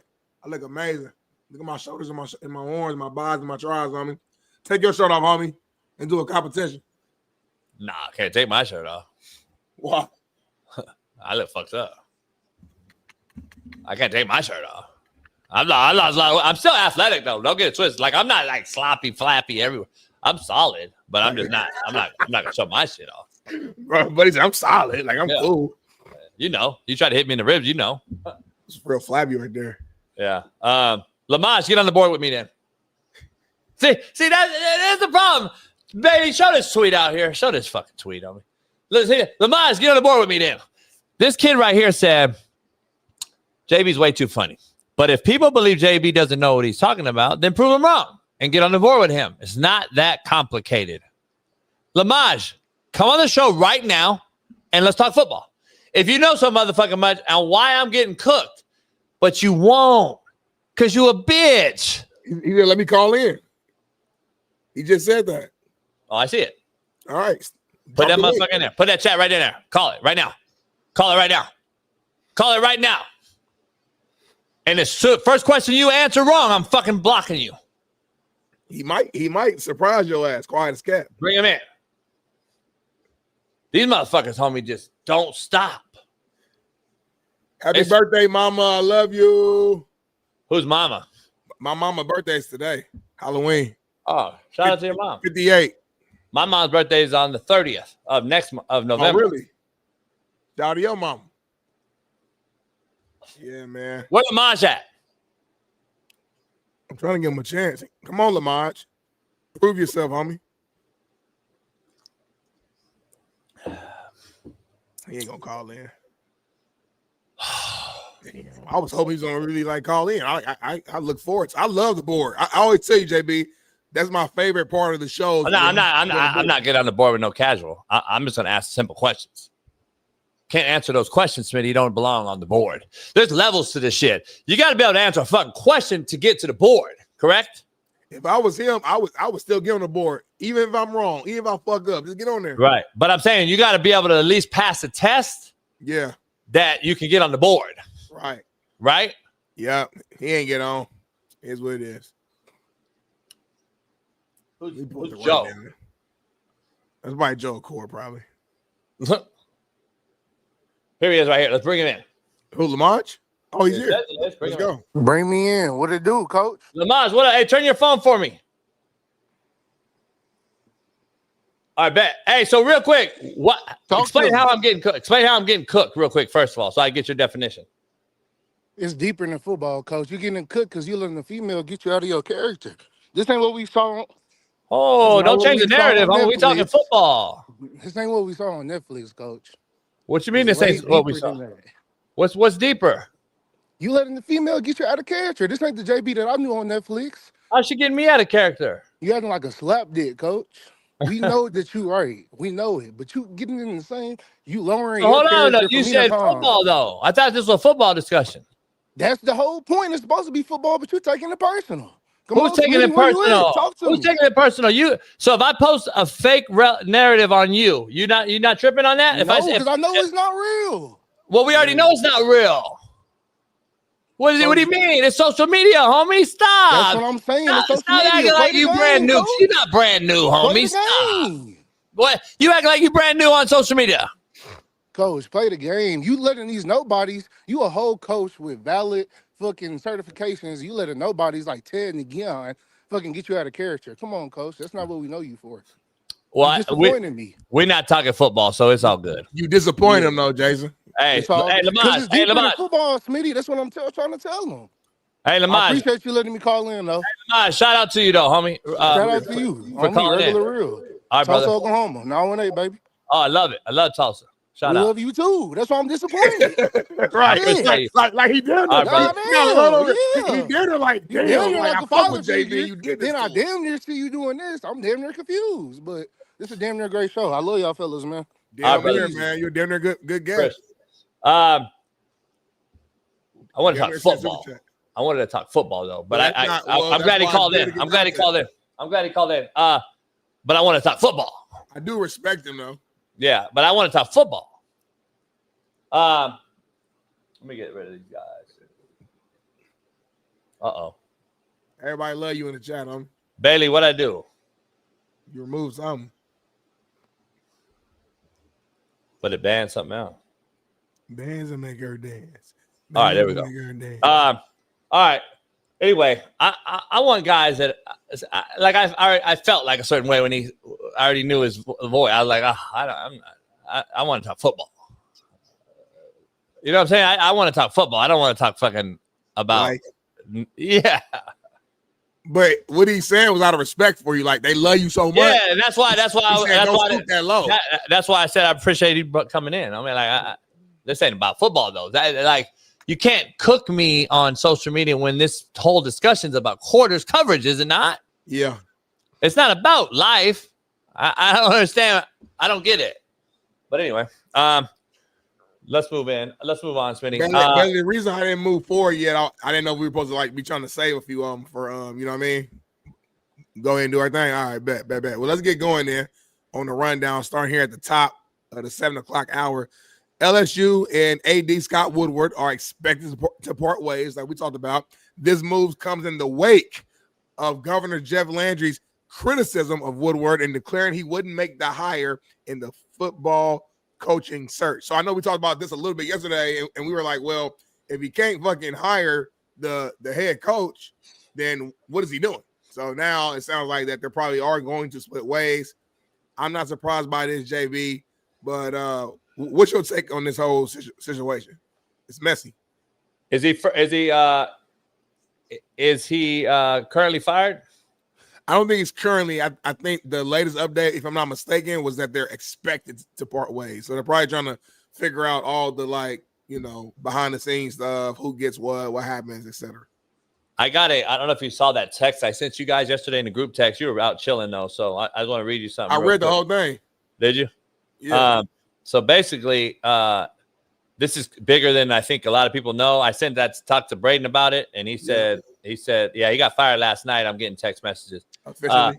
I'm getting text. I got these text messages from somebody that's very deeply rooted with some money involved in this thing, and I sent you guys that thing. But AJ and Braden were like, yeah. Braden thinks that he would be shocked if Georgia's AD is not the next AD in LSU. Really? Because he started off as an equipment manager at LSU. Oh, so he's LSU deeply rooted, and I think the governor and everybody else wants the roots back. They want to bring LSU back to all, no more fake accents and all. They want ADs that are fucking out for them and their player and their team and their community. I think that's what's happening here. And Braden, I didn't know that Georgia AD had that route. So it's interesting. I can see it. My question do you is, leave Georgia for LSU right now? I don't know. Right. That's number one. Number two, though, how do these bad ADs get hired? Like, are they just good at interviews? Like, what's going on here? They're all administrators of some sort. How many ADs really that you've seen have played? That's what I'm saying. There's not a lot out there. I think there was 131 ADs, Power 5, or D1, and I don't know how many. I think we did a number last year. There's literally like 7 or something that played. Come on, homie. I mean, you got a lot of fucking. At least when my AD was a female, best AD I've ever had. She was a Hall of Fame basketball player at K-State, an Olympic gold medalist. She played athletics. She understood the whole get down. But she knew also, like, I'm an administrator, and I have no issue with women being administrators. She also knew, like, listen, this football thing's yours. Like, I'm more on the basketball side, and I'm gonna stay on that side. This football thing is you alpha male fuck. Like, she knew, like, she was unbelievable. But she supported me though. But she knew her lane. Like, and she'll tell you right now on the show. So that's like the difference. There's a lot of females out there. You can ask Sark and a lot of people that have had to get the fuck away because there's people in these AD positions, homie, that just don't belong. They don't belong. They're administrators. You can't be a sole administrator and think you're gonna be involved and make a good football successful. Like, you can't make football successful as an administrator and you don't know every single detail. So I don't know. We got a lot of detailed people out there that should have jobs and they're not. So I don't know. But I said on Monday's show, the whole Woodward thing and hiring and firing and getting guys paid out. The governor comes out on Wednesday and says exactly the same shit, which is just funny. I'm not saying he watched our show. I'm just saying it's funny. It was bar for bar. And then it's interesting. We'll see. I don't know, but it's funny. Definitely funny. I don't know. I think the governor's doing what he's doing in Louisiana because he's trying to prove that the people are actually paying this dude's $53 million salary. That's all he's doing. And that's why he's on this like public kick. Exactly. Kick. Yeah. He's on this movement for that reason alone, because he's on this kick to say that I'm defending the people of Louisiana and we're not paying this $53 million. This is tax paying dollars and you guys don't understand it and blah, blah, blah. So I can't have this conversation. So whoever's going to be the next AD there, I hope it's a football guy because obviously LSU wants to be great at football and that's what they usually are known for. So we'll see. It's just kind of crazy because it sounds like, based upon what the governor said, a committee is going to pick the next head coach, though. So whoever the next AD is, they won't even have a say in who the head coach is going to be. Well, I re-listened to it. I think he was saying like the committee, because it's a state-ran institution. Right. So the committee is going to hire a search committee to hire the AD first. And then got you. And then he said, listen, I'm not going to be involved in hiring the football coach. I want to get the right people in this committee. So that's what I think in totality he said. So we'll see. Makes sense, man. We shall see. I need some hot tea or something, or some coffee. What? I need some hot tea, I think. Get my voice back a little bit. Yeah. Let's talk about this kid last night facing the Chargers, the kid Vondre Sweat from Tennessee, the Titans who faced the Chargers, Smitty. Oh, yeah. I saw that, man, this week. You know, Sweat, he was asked about playing against Justin Herbert and basically called him the perfect quarterback. Is there a video? guy. He's like your perfect quarterback, you know, so just get there, honestly. What makes him the perfect quarterback? Everything. Tall, white guy, fast, and can throw. Right? I mean, everybody knows that. So. Hey, I know they playing this shit in the film room, in the D-line room, and they cracking the hell up. I can tell. I don't know. I've never met this cat. It's my first time ever seeing him. I can look at him and tell he be having the fucking locker room cracking up. That's hilarious. I thought it was the homie Lamage from Tulsa. Oh, okay. Yeah. Anyway, man, we got a special Friday guest. Join the show, 0 to 60 podcast, 7-year NFL veteran, Colorado Buff alum. Our main man, Big Matt McChesney, popping in on a Friday. What's happening? Matt, what up, Matt? What's going on, homie? Yeah, what's happening, boys? It's a little different day. You know, we're trending on Twitter and shit for some reason. For some reason, yeah. Huh? For some reason. Yeah. I mean, far left.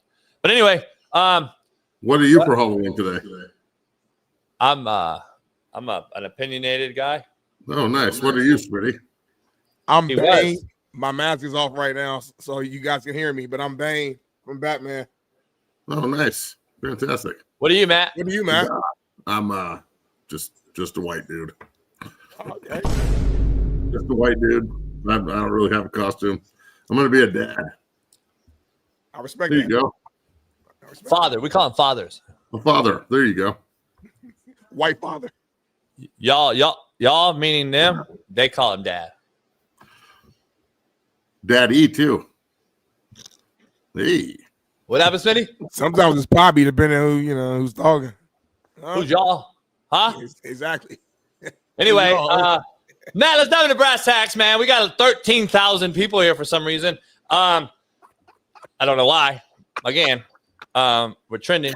Look, I have no idea either. have you had a chance to break down? Because I haven't talked to you about anything Mina Kimes or quarters coverage. Obviously, they quote unquote, I'm getting cooked.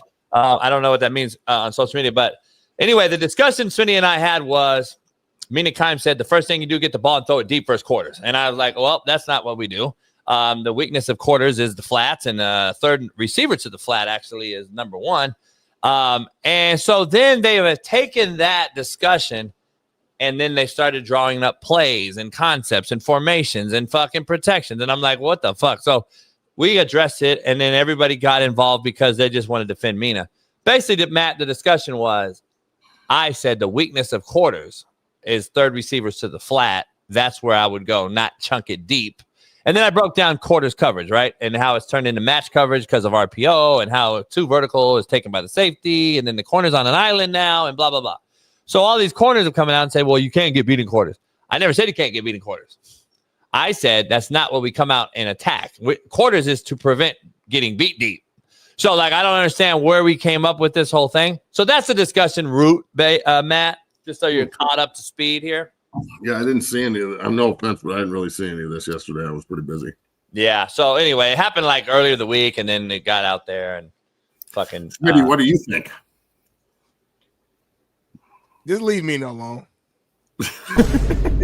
That's like in summation, right? In summation, she's going to continue to go on air. She's going to continue to like say stuff that either JB doesn't like, or maybe that's actually factually wrong or incomplete, right? If you don't like her, JB, which you don't, and she don't like you, which is fine, just leave each other alone. I think we should have a whiteboard off. Well, I've asked her to do that. I asked her to do that. Well, I asked her, Matt. I asked her, Matt, her response. Can you show her response, Bailey? Her response to my she called you a psychopath or some shit. Well, no. She dropped. She showed it. I'm so glad Matt caught that. I said JB last night. I said, JB, that's the funniest. No, this is the part. Matt, of course they did this. Matt, they dropped 8 felony false allegations on me. That's what they did. Oh, nice. So obviously when you do that, then all of a sudden, I got cooked. None of this actually happened though, right? Like no, it didn't. No, you got to quit it on anything, right? Of course. So, it is what it is. I'm cooked now in quarter coverage because I got 8 felonies falsely accused. Let me ask you this, since we're on this topic. How do you feel about the Colts owner and what she said? Because I think she's awesome, and I love it. I love what she had to say. I'm like, I didn't know what she said, but I you know. didn't see it in the press conference this week where she was talking about like why she's on the headset and why she's trying to learn. Oh yeah, I've heard, I've seen that story. Yeah, I thought it was a very unique perspective, and afterwards I was like, God damn, this fucking lady's got her shit together. So I prefer she makes me a sandwich. I prefer she makes me a sandwich, but that's me. Listen, she inherited the job. Of course, her dad was the owner. Like, let's be real. Like, inherited. Hold on, she owns it. Right, that's what I'm saying. She inherited it. So, well, yeah, but she didn't inherit it. She didn't inherit a job. She owns the team. That's what I'm saying. She inherited the team. That's what I'm saying. Like, okay. But why do you say that as if it's a negative, though? Well, it's not a negative, but I just want please answer me this. I be real. You saying it on somebody? No. Please answer me this. Okay. Why is it cool now, Matt, but not last year? Was she doing this last year when her daddy was alive? I don't think she was. No, she wasn't. She wasn't. Smitty, stop. It wasn't her team. Time out. No shit. Why is it bad to do? Maybe her dad didn't want her to do it. Matt, it's not bad. It's not bad. It's not bad at all. We broke this down because we had a whole show on this. It's the fact that I don't want to hear you, Matt, and you don't want to hear Matt. To be real, Matt, you and I are coaching on the sideline, and she's sitting there on the headset, and what is she telling me and you? No, she's not telling anybody anything. She's listening and like evaluating. But then in the meetings, because actually she's trying to like make good decisions with coaching staff and GM and policy and shit. Like everything falls on her. Right. So, but like so she's listening. But if she's if she doesn't know, and then she's putting in the work to be informed, right? I respect the fuck out of that, regardless of gender. Here's the issue, though. I want to know, like, when do I know she knows? Because if I go to the meeting and I go to a staff room and I go up in there, and then I want to know, is she going to critique Matt and I and say, hey, Matt, you didn't hold the double long enough. I heard you guys talking. That's not what she's doing at all. That's not what she's doing at all. No, but what I'm saying is she's going to make evaluations on hires. You just said that, and I said that she owns a team. She says she wants to know what they're doing and saying. I think that's a good thing. But I'm saying, how do we know you understand what we're saying? That's what the problem is, Matt. See, I'm going to also kind of push back on this here a little bit. I have no doubt that you know what you're talking about, Schmitty. I think you know what you're talking about. I'm pretty sure Shaun King and Salisbury and everybody knows what they're talking about. But to assume that everyone coaching knows everything is just not real. Oh, I'm with you. Like, there are NFL coaches, educated males. There's a lot of NFL coaches that aren't good. NFL coaches specifically, actually. Like when I was a fucking offensive lineman for the Broncos, my coach was Rick Dennison. Rick Dennison played fucking linebacker in the NFL, bro. He had no idea what he was talking about. And 90% of the quarterback coaches never played quarterback. And said, do your job. So I think that there's a lot of people that don't know what they don't know. And the only way to do it is to have experience and put yourself in the trench. So, I mean, I don't really know how this is the wave of the future. And Matt, that's the women scary aren't part. going anywhere, so you might as well figure out how to deal with it. Well, that's the scary part. You coach it or allow it. And 20 years from now, we're going to be watching what? Women flag football in the NFL or what? I mean, let's be real. That's where we're headed. That's where we're headed. How's the correlation, JB? That's where we're headed. But I'm sure. Don't they already have that? No, I'm saying NFL football is going to be that. First of all, I mean, the NFL, just last night's game alone, was the most ridiculously officiated contest I've ever seen. The chop block on Ollie Gordon, like he slipped. Like for the NFL is so soft, it's starting to compromise. It's all bad. It's all bad. It's hard to watch sometimes, bro. It's and all I don't bad. really trust it and the whole betting thing. And yeah, coaches want to get out of college too, though. You know what happened with the Lamar Jackson situation last week, where the line was +5 or -5, whatever it was, and then all of a sudden he's fucking gonna play, and then it's +1, and then he doesn't play. Like that's manipulating shit right there. So the NFL has a lot. Let me tell you something that's going on here. Let me tell you something's going on here in California. So I broke down Compton College yesterday. A buddy of mine's a coach, but they're just a bad situation. They got 45-year-old daddy playing with his son on the team, and there's a 49-year-old. I found out yesterday there's a 49. You need to go fucking get that job, bro. They need to hire you. I'm not leaving. I'd rather get up after this show, go out, shovel dog shit, water down my backyard, go on Whitlock, and then come back in, smoke another stick, drive around. That's how it works. Yeah. Go fucking go to do cameo.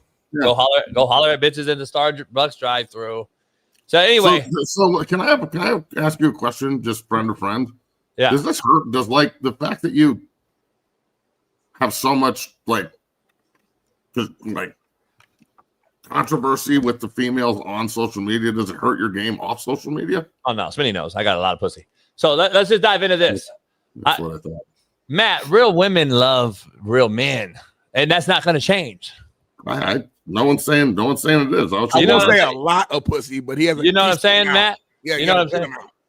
Yeah, I got a lot of pussy. A lot of them are like too powerful. I actually get more head than pussy because I prefer it that way. So Matt, Really? Matt, when you get to my age, Matt, you got a couple years ago, Matt. When you get to me, how old are you? 49. I'll be 50 in February. Matt, you're gonna be like this, Matt. Just suck it, man. Suck it. I don't want to do shit. I don't think I'm going to be like that, but okay.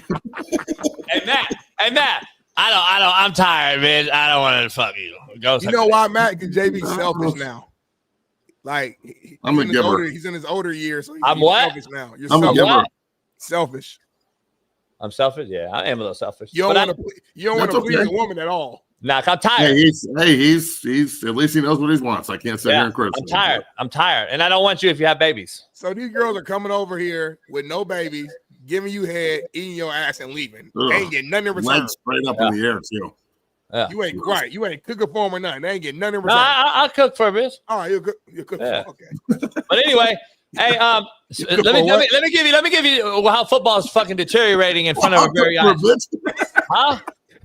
You'll cook for what? Nothing, dog. What happened, homie? You said you'll cook for I thought what? that was pretty funny. You're like, no, I'll cook for a bitch. Oh yeah.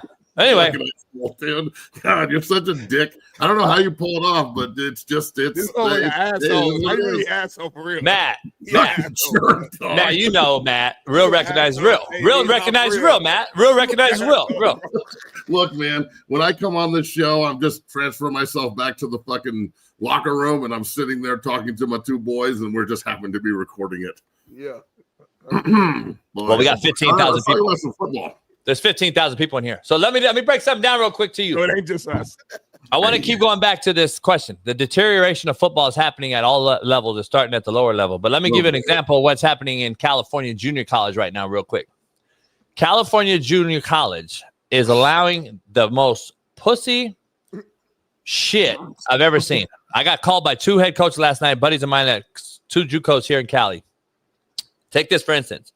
So a team for Matt's team, Smitty, didn't want to play Mount Sac, who's Smitty's team, which is the best team in California, let's just say, right? They didn't want to play that week. So they called the commissioner and forfeited that game. Then, after the game was played, after the forfeiture on Monday, while they prepped the next team's their next opponent, Matt, they fucking said, hey, we're going to play Citrus College, though. Well, hold up. So you're going to take a week off and not play the good team so you can get 2 weeks of prep to play the next team. This has happened 4 times in the last 2 weeks, Matt. So that's what they're allowing now in junior college. I'll forfeit this game because you're too good, and then I won't play you, but then I'll play the other team, and I think I can win. So this one particular team has had it happen by 3 different teams, and they've had to play 3 teams back-to-back who had a bye versus the other team. How about that shit? And that's being allowed. I mean, I remember back in the day, like, you know, Kansas, hotbed for JUCOs, Oklahoma, hotbed for JUCOs. California had some of the best JUCO programs in the country. Texas, yeah. Texas JUCOs were awesome. Like, JUCOs used to be the place you go when you fuck up or your grades are shitty. Or yeah, it's fun. I work with a player right now that is such a great kid and has had such a rough life, and like, I put him on scholarship pretty much through the program. He has never paid me, and like, he's been with me forever. And I love this kid. He's awesome. And there's But there's no, like, his grades are a little compromised and shit because of the situations he's been in. You know what I'm talking about. And he's probably not going to qualify. And I don't know where to fucking send him. I don't know what to do. Like, I don't know the JUCO's good enough to send him anywhere. I don't feel like it's the right spot. Just because I don't feel like it's as competitive as it used to be. It's not as recruited. Well, the portal's killed it. Yeah, the portal's killed it. The portal's totally killed it. So, you know, I talked to Coach Shiverini about him, and hopefully they bring him in. But it's like the JUCO product used to be so good. And look, man, I'm obviously immersed in this business. This is what I do. And, you know, right when we get done today, I got a call with the general manager at Oklahoma. I got a call with the general manager at Arizona. I got a call with the general manager at CU. Like, we got business to talk about. So the problem here is that everybody can't operate on the same level. Like, the JUCOs have no chance to get anybody anymore. Like, a kid would rather go and sit in the transfer portal than go to a JUCO and earn it and work. Like, how many guys right now are in the transfer portal, bro? A lot, right? Yeah. Overall, those kids, right now, there's 10,100. Oh, my God. Those kids should be flooding the JUCO programs to play. And not you don't sitting have to pass around the test. waiting, bro. But you add not passing a test, though. So when you don't have to pass a test and just have a GPA to qualify to get in, what happens is the D1s aren't even taking you because they know that it's watered down. Now we're not even getting really good players. Remember, the best players used to not qualify, Matt, and then they go JUCO. Oh, bro, we had so many great players on our team that, like, they were there and then they wouldn't qualify, and a year later they'd show back up again. And after like going to JUCO, and they come back fucking pissed off. They just were in Kansas for an 8-month stretch. Exactly. And nowadays nowadays those same high school kids, Matt, are going out and not getting a scholarship by the D1. They sit out a year, don't go to JUCO, and then they think they're going to get scooped up a year later by a D1 that missed on a portal kid. Well, think about it like this too. I'm getting and I don't know if this is a good thing or a bad thing. I'll ask Smitty. Yep. Smitty played at Ball State. Sharp. Okay. I'm sure that when did you start there? When did you finish? 2012 to 2016. Okay. So, and this whole phenomenon with transfer portal stuff started in like 19, right? Yeah. 18, something like that. I'm like, okay. Yeah. So you were a good player at Ball State. You're all conference captain. All conference. They like good football players. Average. Do you think that you would have stayed there in the current situation that we're in? Because I've got probably 15 guys that are at lower levels dominating that I thought were Division I players that just didn't get a look, that are all going to probably jump. And why wouldn't they? Like, right. If somebody's going to pay you and someone's going to bring you in after they see you play with men and you're dominating and see if you can do that at the next level, fuck, bro, that's even, I think that's even a better step than JUCO, right? Like, should we just eliminate the JUCO programs and funnel those resources into Division II and 1AA and even the group of 6, because those have become now, just through the natural, progression of this program that they've instituted, those are the JUCOs. If you're a good player at any of those levels, look at the fucking quarterback from Ole Miss. He was a D2 player last year at Fair State. Now he's fucking rolling Ole Miss in their top 5 and going to make the playoff and shit. That is awesome. So I don't know how you feel about it. Schmitty, you think you would stay at Ball State back in the day if this was the case? I know you love them and you don't want to disrespect them, but I put myself in the same situation. I mean, money talks and opportunities talks. Like, if fucking Ohio State fucking hits you up and they got 6 figures, and I know my mom's at home fucking struggling, and we're barely making it through, and I got a chance to play, make money while I'm doing it, and be in a bigger spot, and go to the league. Right? Because you do what you did at Ohio State at Ball State, you're a fucking draft pick. Right. Yeah. Because the only thing that held you back, in my opinion, probably was the fact small school guy. Yeah, and you're 6'1.5", something like that. John Randall's fucking 5'11". It's maybe about 5'9", 5'9". 6'5", 285. 5'9". Huh? I'm about 6'5", 285 solid, like very Aaron Donald-esque. Then he's 5'6". I mean, I stand next to him once a week at my house. But anyway, let's dive into this. Let's dive into your buffs, Matt. The future of Colorado. The future of Colorado is the question I have. Let's talk about this shit show. What is the future of Colorado? That's the real question I have for you. What? Okay. Break it down. Future of the Colorado Buffaloes. I don't think Coach Prime leaves. I think he would have already. He would have used the health as his reason. He didn't. I think he comes back. I think the pressure on him. Look, I got some information yesterday that I can't talk about on media. But there's who's it from? Who told you? People that are associated with the program. What's their last names? Nope, you ain't getting me, motherfucker. I think that there's a real possibility that Coach Prime literally restaffs fucking everybody. Because, and I'm just going to say this, and I know this will piss people off, and I don't give a shit. I've got 12 guys going up on Saturday to get recruited. They invited my son up again. There's all this, like, I get this on my show constantly, 0 to 60. It'll be on at noon today with Bailey. But, like, oh, how can you say this? They're going to blackball you. And I'm like, fucking blackball me then. It's never happened before. It will never happen. It's never happened. Never going to happen. Shit's over, yeah. So my thing is here, I think we're looking at a situation where Prime tried to hire guys that he was really comfortable with, that he knows that are his buddies. And no offense to Marshall Falk, he's never coached before. No offense to Warren Sapp, he's never really coached before. Pecco's never coached before. Livingston's been an NFL defensive coordinator. Well, there's a lot of differences between the NFL and college football. They don't translate, especially man. with 11-on-11 football, right? Like, I know that there's running quarterbacks in the NFL, but they ain't running the ball like motherfucking, dude from Georgia Tech, Hayes King, the rookie quarterback from BYU, or that kid from Utah last year. So there's a lot of differences there. I feel like there's tons of unneeded baggage. There's a bunch of guys up there that are on the payroll that don't really do anything, in my opinion. So I think that will be the first. You as a head coach will know that before you go, they go. So I think that there's going to be a lot of turnover in the coaching staff. And then this is the next part. And I'm pleading at this point with CU. And Bailey can attest to this. I've been doing it for like almost a month now. If you don't start honoring the high school player and recruiting all of them the way that you recruited Juju and Seton, that's what I don't understand. They went out and got 5-star Jordan Seton high school player. It seemed to work out pretty well. The Juju thing, we don't know yet because that's a different conversation we're going to have here in a minute. I put up a vertical of this yesterday that Bailey did, and we're talking about, like, why isn't he ready? We'll talk about that in a minute. But they went after those two hard and gave them a ton of money.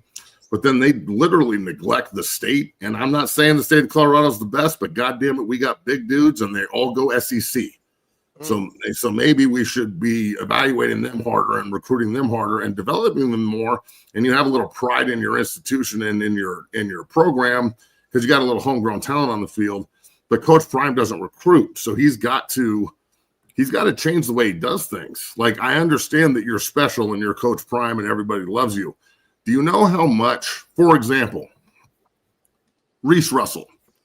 Okay, Reese Russell is Matt Russell's son. Matt Russell won the Buckus at Colorado in 1996. Okay, he's one of my best friends. Great man. He's on the he's one of the head scouts and liaisons for the Eagles. Okay, had a brief NFL career due to injury. His son Reese is one of my guys. I've known him since he was a whip.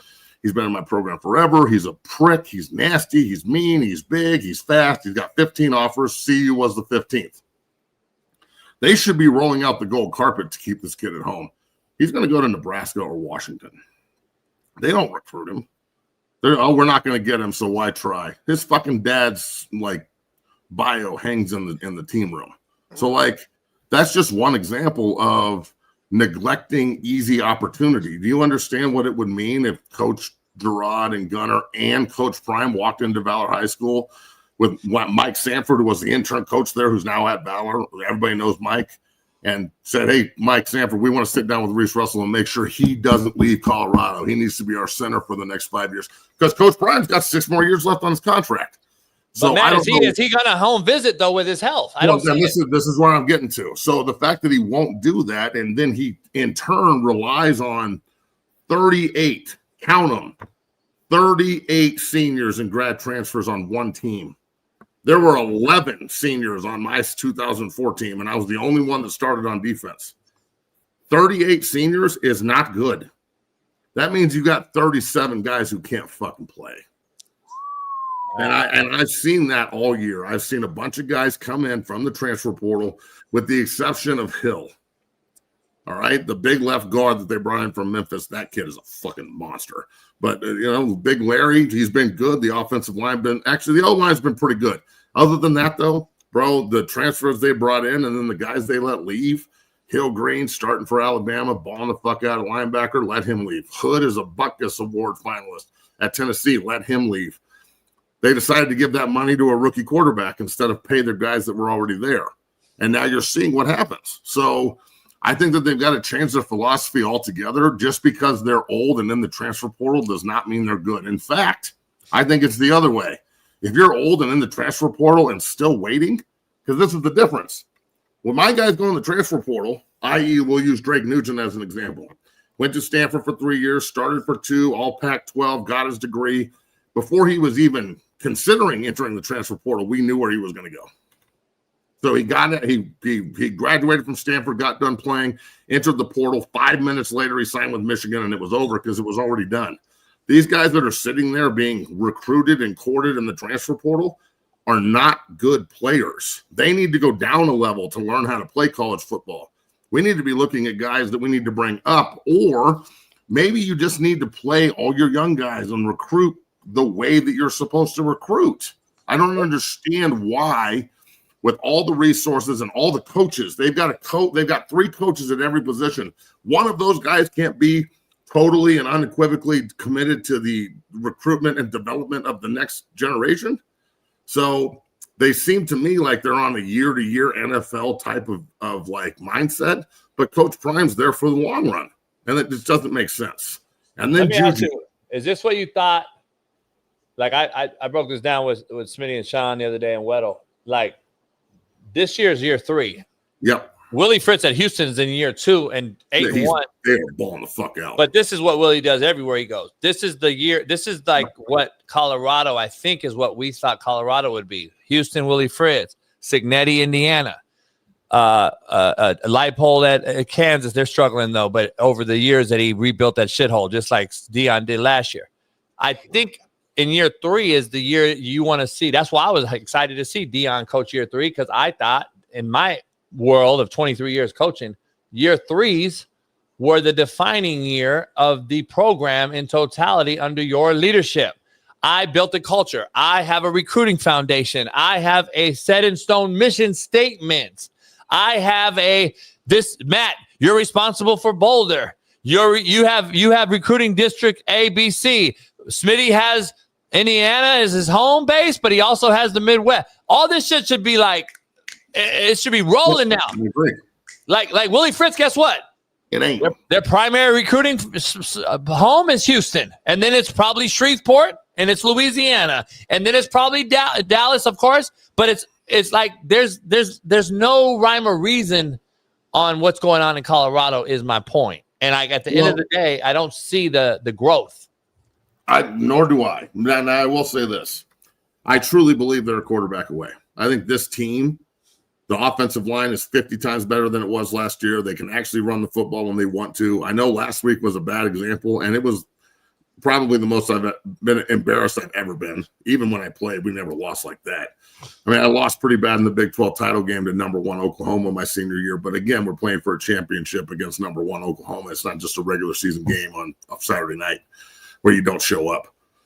I think that we can look at this like big picture here. I think the team had a ton of potential. I'm very concerned about the progression of them over the next 4. They're 1-4 in conference. If I could talk to them, I would say I've been there. My senior year, we were 1-4 in conference after starting 3-0. We won our last 4 and played for the Big 12 title game. It can be done. You got 4 more to play. Now, that said, I'll go full circle back. They are a quarterback away, and it is amazing to me Generally amazing to me that this is happening right now.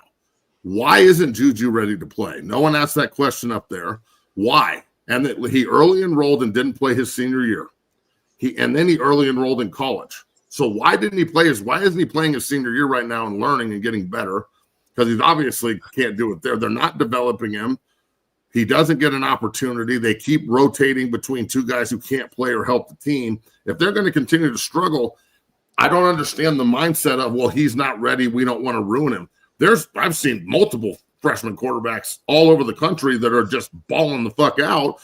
Are they struggling? Yeah, they struggle. But this kid doesn't even get the chance to fail or succeed. And listen to this before you chime in. I brought this up with Bailey yesterday, and it was after the show. Okay, just wrap your mind around this one. Shedeur Sanders is in Cleveland.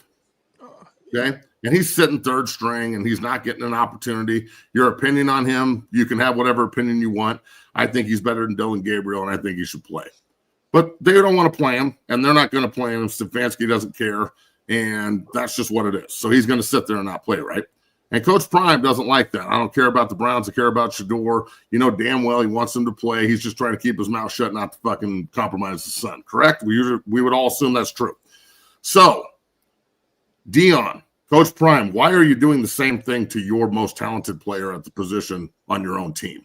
Why is it that you? Shaun said that specifically. Yeah. Well, I didn't hear that, but Shaun, I wouldn't be surprised because Shaun's a smart motherfucker. Why are you doing it to Juju? Why are you turning around and doing the same thing? Like, I've got a really talented player that could help us. The whole team wants to see it. The fan base is salivating for it. He just got here. He may struggle. We're already struggling. The quarterback with Caden Salter can't play. I mean, come on, coach. There's no fucking way that kid can continue to play. He's terrible. And I'm not just saying that like as a novice fan. The amount of reads he missed last week alone is just we can't win with it. We can't do it. So why is that? How is it the fact that Juju is not going to get any run ever just because? I mean, what are we doing? He's saving him for something. He's young. He's a young kid. Maybe he's mentally. I'm not there, Matt. Maybe you are. I don't know if you're in the building and you know a lot more than us. But is he like? Do you think he's mentally ready? And Dion sees that he's not and says, "I can't play this guy because he just doesn't show us in practice." I don't know. I think that is a huge part of it. But I also think he's 17, isn't he? He's not even 18, isn't he? Again, that goes back to my full point. Why the fuck is he there? I know his mom, actually. So, yeah. Like, I've talked to his dad several times on the phone. I don't know if he likes me or not because I'm pretty, honest. I don't know why he's there.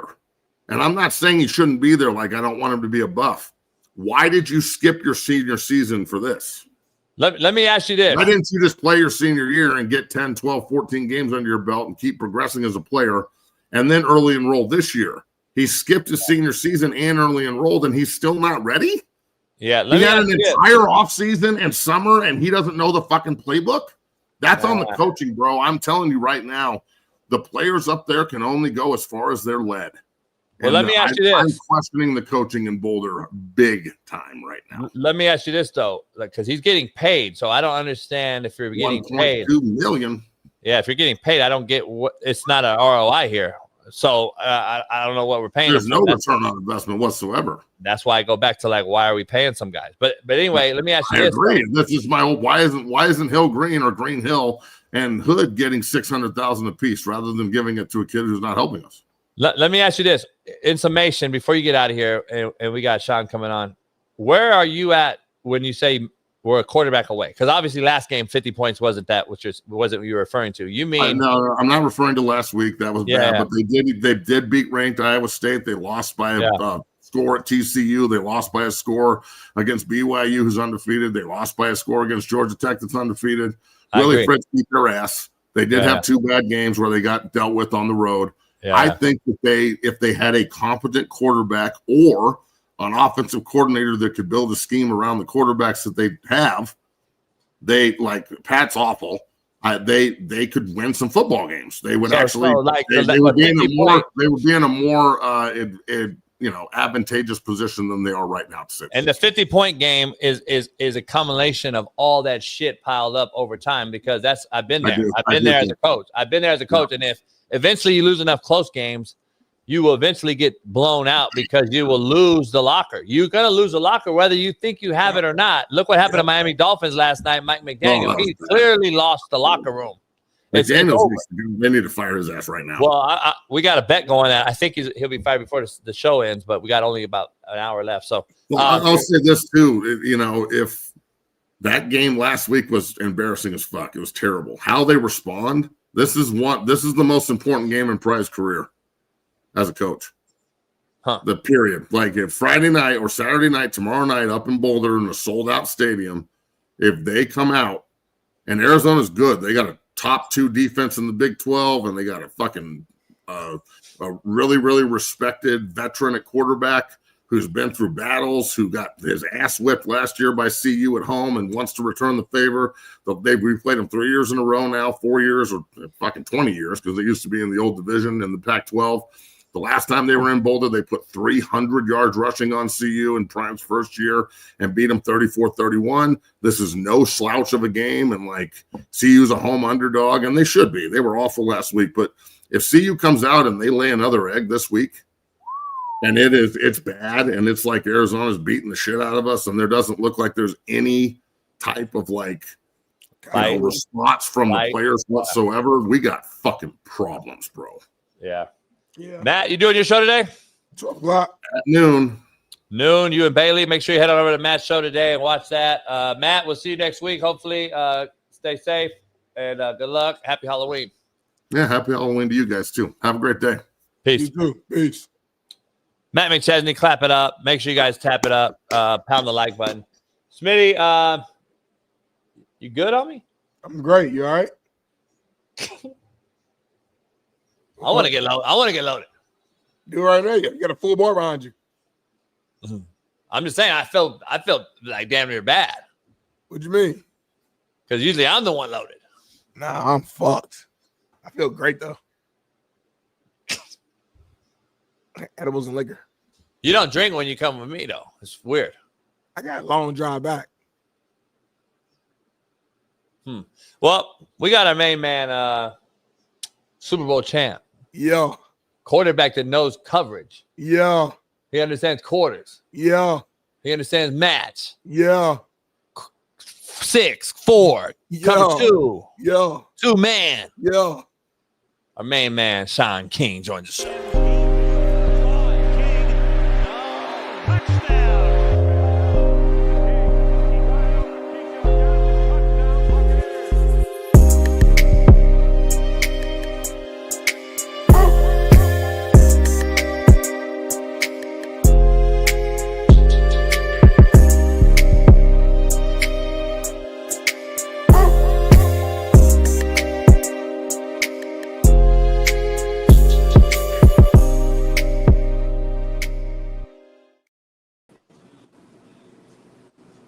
This motherfucker.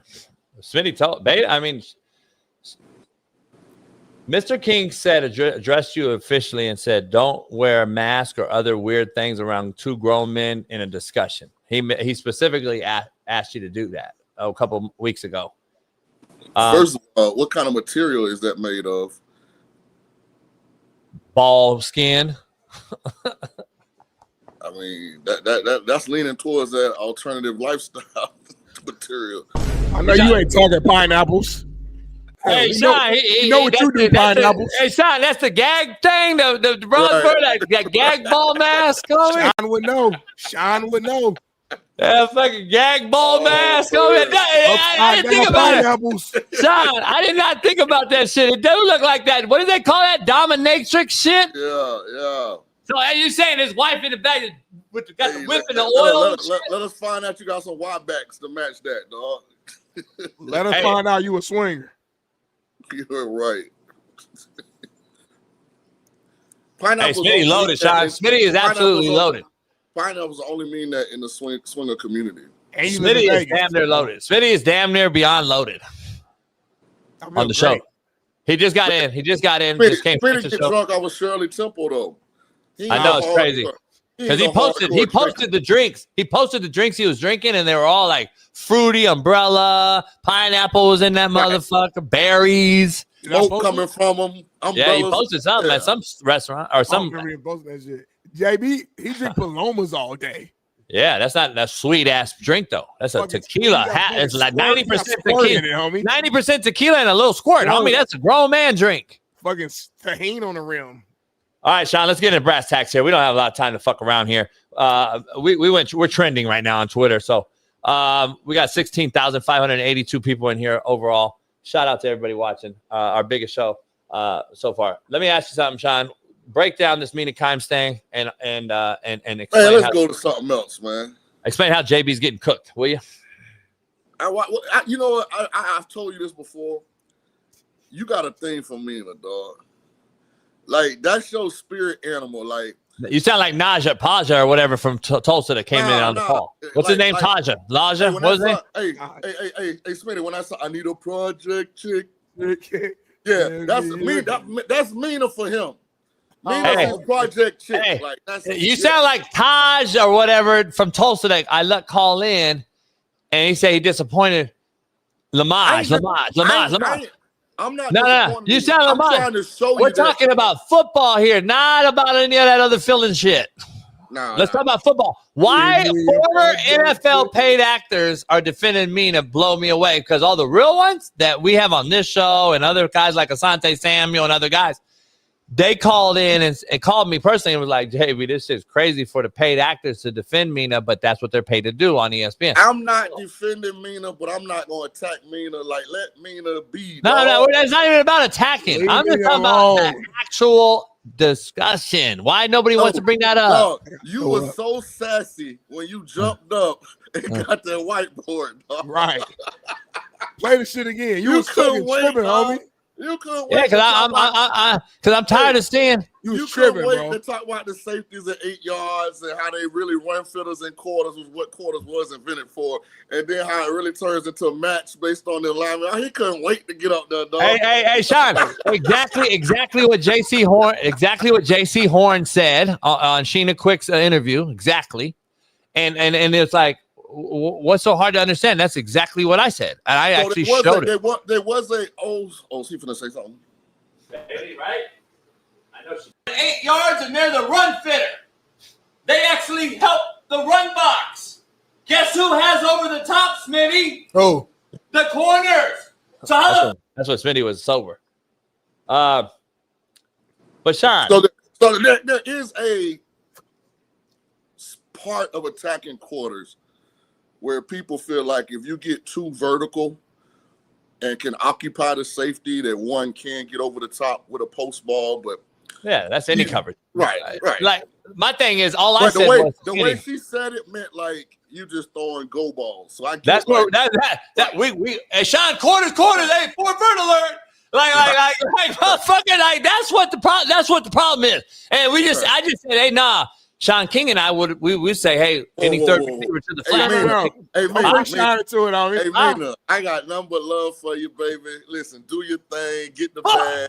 Don't listen to JB ass, man. Go on about your life. You see, it's smooth though. It's smooth though. You ain't finna slide me into that. Shaun getting onto your bullshit. What was it? Shaun King and I. He was proper with it too. Shaun King and I.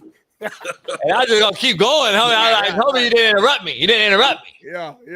BPS. But anyway, shout out to Mina Kimes. We got a question. We got something. We got a question for Smitty real quick, because I know we're talking Mina Kimes is in, and I was like, what the fuck happened to Tulane, homie? Your bad luck ass. What the fuck green wave at? That green wave, that shit looked like it fucking got an infection. Hey. Look like a green infection of fucking motherfucker. I got mean green. Yeah, mean green. I got fucking they got boat raced. They got wood shedded. Hey, first of all, this is how a champion responds to that. Shout out to Jeff Traylor and UTSA. We didn't show up with our A game, and y'all put foot to ass. Wait, where was your call yesterday? You were supposed to call yesterday and tell us you were taking green way. I said if I was gonna tell the people to take Tulane, I was gonna come into the show. I was waiting. You got a lot of cats mad at me. So I'm against the world's against me right now. If you haven't figured it out. So number one, Mina has a protection base. I don't, because Smitty's against me. He's my own co-host. Everyone's against me. I got like the world hates me because of who I am. So I love it. My dick's hard, actually. But I'm saying, why, when I defend Shaun King, and then people bet on the green wave, I take the heat. I'm taking Mina Kimes and Shaun King heat today. I didn't tell nobody to bet on Tulane. I said if I was going to bet on Tulane, I would interrupt the show on Thursday to let y'all know. You saw the linebacker that was out for the game? That was I didn't see that. I don't want Green Wave. Not a really good. Our best defensive player Howard didn't play. They're not a really good program we watch. Not that that's why we lost. We don't really follow Green Wave like that. Yeah, not that we got our ass whooped, dog. But listen, hey, Traylor at UTSA has been unbelievable at home in conference games. He has been. Shaun, real quick though, you called in yesterday or Wednesday with a funky ass attitude. And you was yelling at me and JB. Because y'all started this energy. Y'all was the ones motivating UTSA, telling them to be on top of the details. You know, so our cameo worked, JB. Right. Y'all started this energy. The cameo worked, JB. The motivational speech at UTSA worked. Hey, did you get that cameo out? Yeah. Hey, baby, can you show this real quick? I'm glad somebody actually won. I got one person defending me in the world today. God damn. Hey, dog, I always got your back, but I'm trying to tell you to stay out of certain shit. That's fine. That's fine. I'm a big boy. You know, I choose my battles. Here is, and that's don't be whining about you ain't got no support. Oh no, I'm just proving the fact that no. All I'm saying, no, I said I love it. All I'm saying is, remember, one of these parties involved has, certain people. By the way, breaking news: the Dolphins just fired GM. Yeah. So, Smitty, I got Smitty. Tick. 40 minutes away. Almost there. Hey. GM's gone this morning. There's no way that Mike McDaniel's not next in the next 40 minutes. Yeah, it might be quicker than that. We got 40 minutes. Shaun, we got to bet that Mike McDaniels is fired before the show ends. Hey, take a look at this real quick. Shout out to this guy, whoever this guy is. He posted this, Smitty. Read that, Smitty, for the audio listeners. Charges dismissed against last chance coach Jason Brown. And read the tweet that he wrote. Using a 6-year-old base that was proven wrong and thrown out in court is certainly a choice. That's what Mina posted. Mina posted that I had 8 felonies, Shaun, and then the world said that I was cooked because of a false allegation. And that's how I'm getting cooked today because of a I'm getting cooked, Shaun, on Mike Quarter's take because she fucking posted fake allegations. I'm a sue her ass. Fuck it. I got one lawsuit cracking. I'm going to add to another. Hey, shout out to Mina, man. JB go low, you go lower.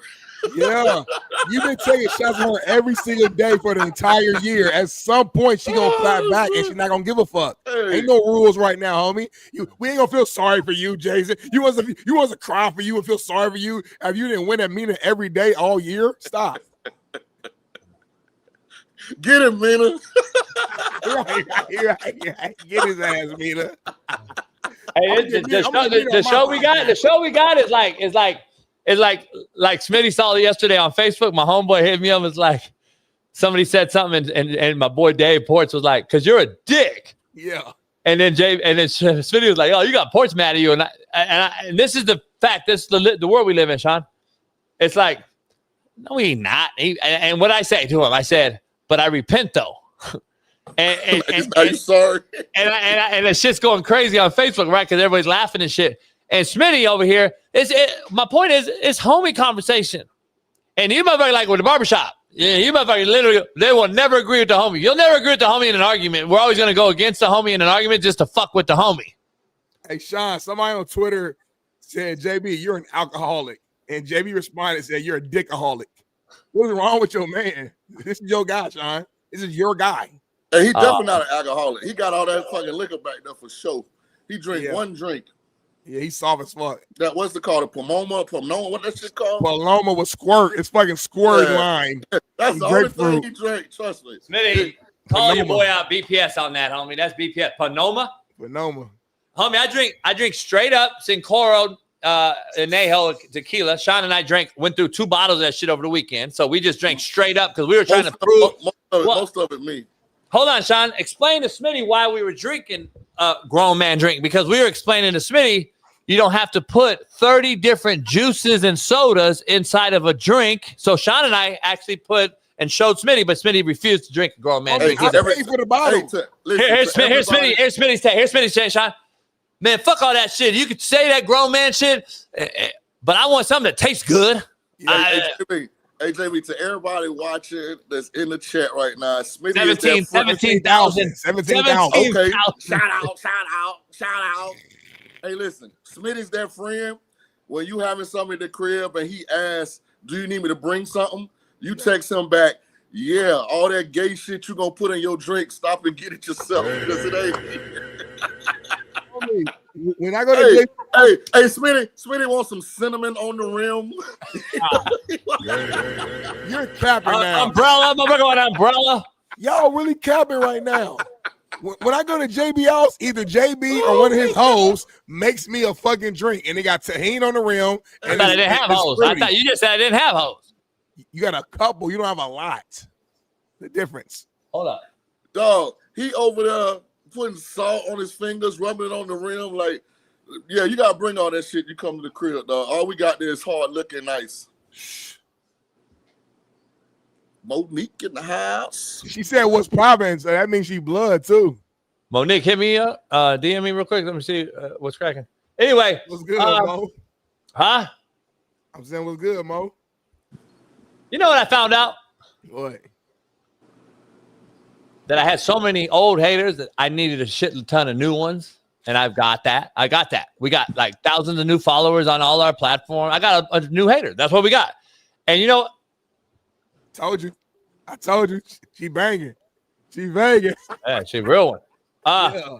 And you know what, Shaun? I found out that. Can I say something? I'm uncomfortable on here when y'all use any kind of reference to like criminal activity, gang-related stuff. Like I'm a civilian.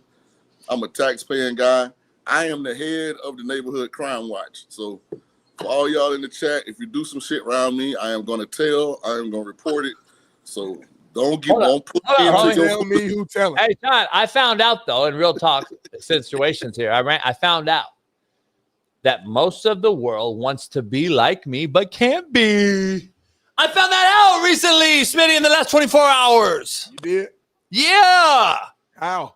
I found out, homie, motherfuckers want to like really like be me, but can't be. So then they go and be mad at me.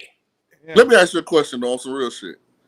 She said she paid taxes, though. Monique, shout out to you. Hey, you got it. Shout out to all the EBT and shit out there. What's up? Oh, Monique. I ain't got no problems with you. I'm talking about Smitty. JB, be honest. You got a thing for Mina. No, she's horrible. I got Monique. I fuck with Monique. I can't fuck with Mina. I don't fuck with Mina. Mina got no ass at all. I can't fuck with no ass, homie. Look. I wouldn't be Monique, surprised. hit me up, DM me. Monique, find me on something and hit me up. And JB low-key got like a picture album of just Mina. On my phone. Yeah, for real. For real. Like, there goes my baby. Ooh, hey, girl, shout out to my boy. Yeah, Lucy, no. Mina not my type. Lucy, how you know, Lucy? That's what makes her even more attractive to you, because that ain't your normal type. No, I couldn't fuck that with your dick. Hey, when she get up there, she be breaking down that football so eloquently. Like, well, she don't break it down. I asked her to break it down. That boy JD at home beat his shit. You know what? You know what's wrong? Hey, Shaun, you know what? You know what the cold part is? If it was like Monique or Leah or one of them talking, huh? Why you saying Monique name for? I'm saying, like, if it was one of them talking, and I know she didn't know football, but she was reading and she had like sexy mouth, lips, sexy, then I would be like, cool. But Mina's just like, look at her. She got yellow teeth, little lips. Like, it's fucking awful. Come on, man. Get off. But anyway, man, let's dive into the show, man. Shout out to Mina. Shout out to Mina, man. I'll fuck with you. I'm gonna get you on my podcast. All right, go. You still got a podcast? Let's dive into the show, man. This motherfucker loaded like a motherfucker. Smitty don't even know what's going on. Tomorrow, hey, Shaun, tomorrow Smitty's gonna be like, man, why y'all do that to me? That boy Kevin the Trucker gonna build a fucking montage of all my moments. He gonna have you with Joy Taylor and shit at the club. Anyway, what? Huh? What you talking about? What is that? Wait, go back. What is this? Who did this? I haven't seen this shit, Bailey. You got me, Orlovsky. You got the D lineman. You got Ryan Clark, Nick Wright. You got Steve Kim, but he's hiding his face. You got Mina, and on your side is Drew Whitlock. Look at Shaun King looking like fucking Culpepper. Oh my god, Man, that's that ain't Shaun. That's Spears. LSU. Yeah, Spears. Oh, Spears looking ass, Smitty. Oh, Spears looking ass. Oh, fucking Mr. Phil looking ass. Hey, listen. I fucking thought it was Shaun King. I mean, real shit. Hey, this picture speaks to the quality of your people. Like Bailey, your boy did this. Your boy made this. Bailey know to keep me out of this kind of bullshit. Bailey didn't make this. Bailey didn't make this. The homie made this, and he tagged you. Oh, Spears looking at oh, Wagyu looking at. Hey, do you think Kevin Trump? What's the next city? Swagoo looking at that. And Shaun wore that blazer. I seen Shaun wear that blazer. Same color scheme. Hey, I'm pretty sure I'm older than Spears, so he younger than us? I think so. Didn't he go? When he LSU after Booger? Yeah, I don't know. Booger. I'm Booger. Me and Booger same draft. Your floater came out. You said that shit. Booger. Yeah. Shaun, let's see. Shaun, since we talked about Nico and Nico playing well, since you bashed him in front of me, I had to call his daddy and talk to him and shit. I haven't had an opportunity to call Ryan Clark personally on your behalf, so I wanted to ask you, bring up this topic real quick. Yeah, Spears 42 and 48, by the way. Yeah. Ryan Clark responds to the governor, Jeff Landry. He got Woodward fired. Yeah. Who did? Ryan. Ryan came out and supported him, and they fired Buddy the next day. Oh man, he gave this eloquent dissertation about how he hired the baseball. Did you see Stephen A. Smith? Did you see Stephen A. Smith's eyes on his ass when he was talking about that shit? Because Stephen A. playing both sides. Stephen A.'s playing both sides right now. He don't know if he's right wing or left wing right now, so he playing both sides right now. So I'm trying to see. So Ryan Clark came out, and this is the crazy part, Shaun. I retweeted it because I'm like, the ESPN's out to get me right now. So like, I retweeted it like I'm playing it all. I'm playing all. I'm gonna retweet everything today. That's all I'm gonna do today. So here's the thing, Steve, Smitty. This show fucked up. Hey, Shaun. I'll call this motherfucker every name today. Hey, Shaun. Here's the thing. This motherfucker, homie, I retweeted it. Why Pat McAfee literally has the governor on his show on ESPN Network. Pat McAfee has the governor on this motherfucking show, and Ryan Clark's on that show talking shit. Now you can't tell me the hypocrisy's not real, but I'm the hypocrite though. Hey, here's what happened at ESPN because I was actually there. You was? Yeah, Steve Kim was there. I was there like for I think it was 08 to 010, 09. He was with Marcellus, huh? Yeah. Back before they had went to the social media type. Yeah. That's when Steve Kim got let go. This was before Marcellus did the show with Michelle Beadle. Like this is when First Take. Sports Nation. I was one of the rotating guests on First Take. It was me, the two live stews, Rob Parker. We will alternate days during the week. Here's what's happened. ESPN, all the power used to be internally on the production side. Like take management, because of course Norby and all of them got the ultimate decision. But the production side used to be so powerful. Like they could control the talent. Now the talent is so big that they can't control the talent. So that's why you get these different messages based on which platform you're on. Like McAfee came there with, I'm me already. Right. I'm gonna do what I want to do. I don't give a damn how y'all used to do it. I'm gonna do it my way. Stephen A. finally got enough power. He only really answered to like 1.5 people in the whole damn company. Yeah. So he kind of just go and do his own thing. And then Ryan Clark, he coming off of winning the contractual battle with him because he has so much leverage with the other entities he had going on. He in that same mode, like, hey, hate it or love it, the underdog's on top. You know what I mean? Yeah. Right. So like that's why ESPN looks so different now, because it's a couple talent there that got so much I don't give a fuck that they just say what they really feel. So in summation, Swagoo, I guess so. Let's bring it back. Like, what would you say about your boy Ryan Clark, though? Oh, he got Woodward fired. He came out in support.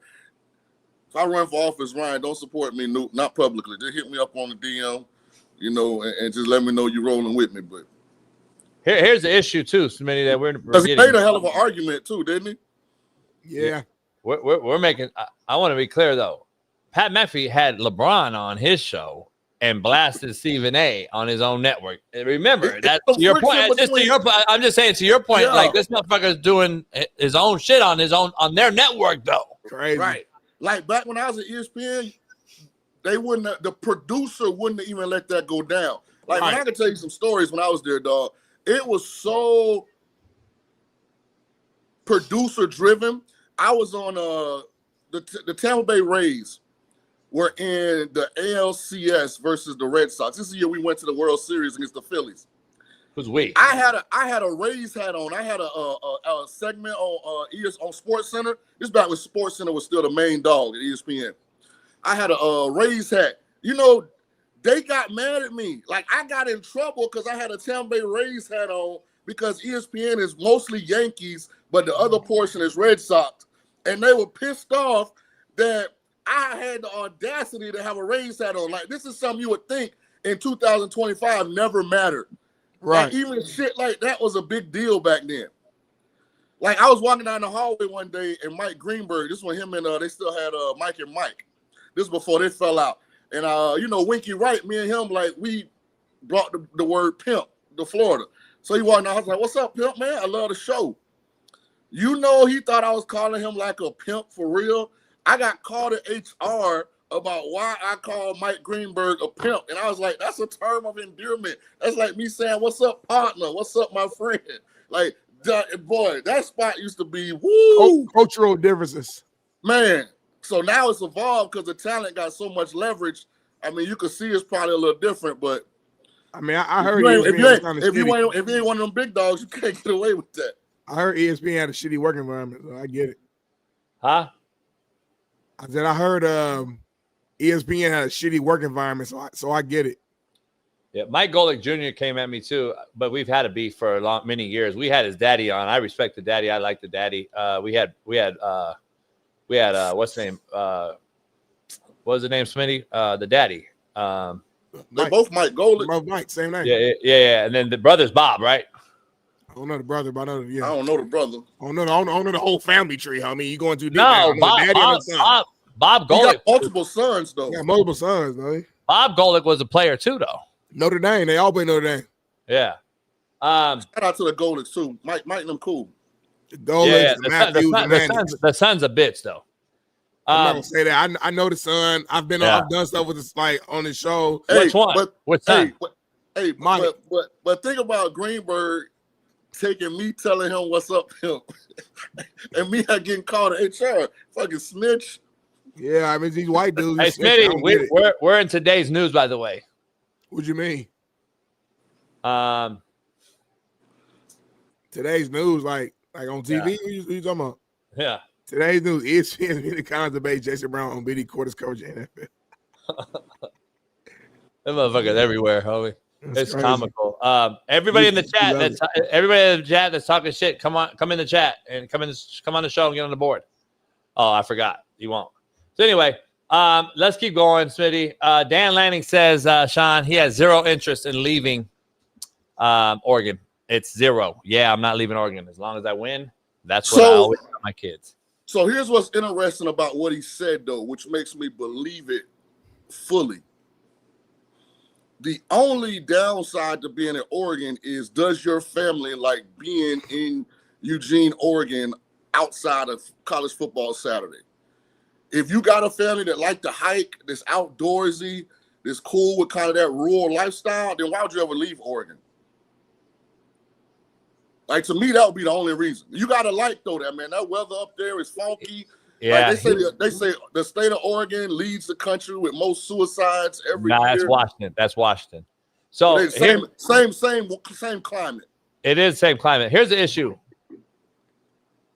He has a $20 million buyout. And ain't nobody in America, unless maybe Texas, maybe LSU, I don't know, would pay $20 million to get him because Phil Knight put that in specifically when he lost Cristobal to Miami. And he's like, I'm not going to lose another coach. I'm not going to lose another coach. We're going to make it damn near impossible. You mean $200 million buyout, or because you said 20? 20 seems low. No. 20. I'm talking about you have to pay Oregon specifically to get Dan Lanning. Oh, I got you. So you gotta pay Oregon $20 million to leave. So that's more like a transfer fee. It's just a transfer. His buyout is his contract, so whatever that is, I don't know. Okay. But I'm talking about you got to pay Oregon specifically $20 million to leave. But let me ask you this: he would have to forfeit $20 million of his own money because nobody's gonna pay that. Right. If you're cool with being in Oregon and that lifestyle suits you, there's not a better job than Oregon. There's some comparable jobs. But he's from KC. He's from Kansas City. It's very comparable. I get it and all that,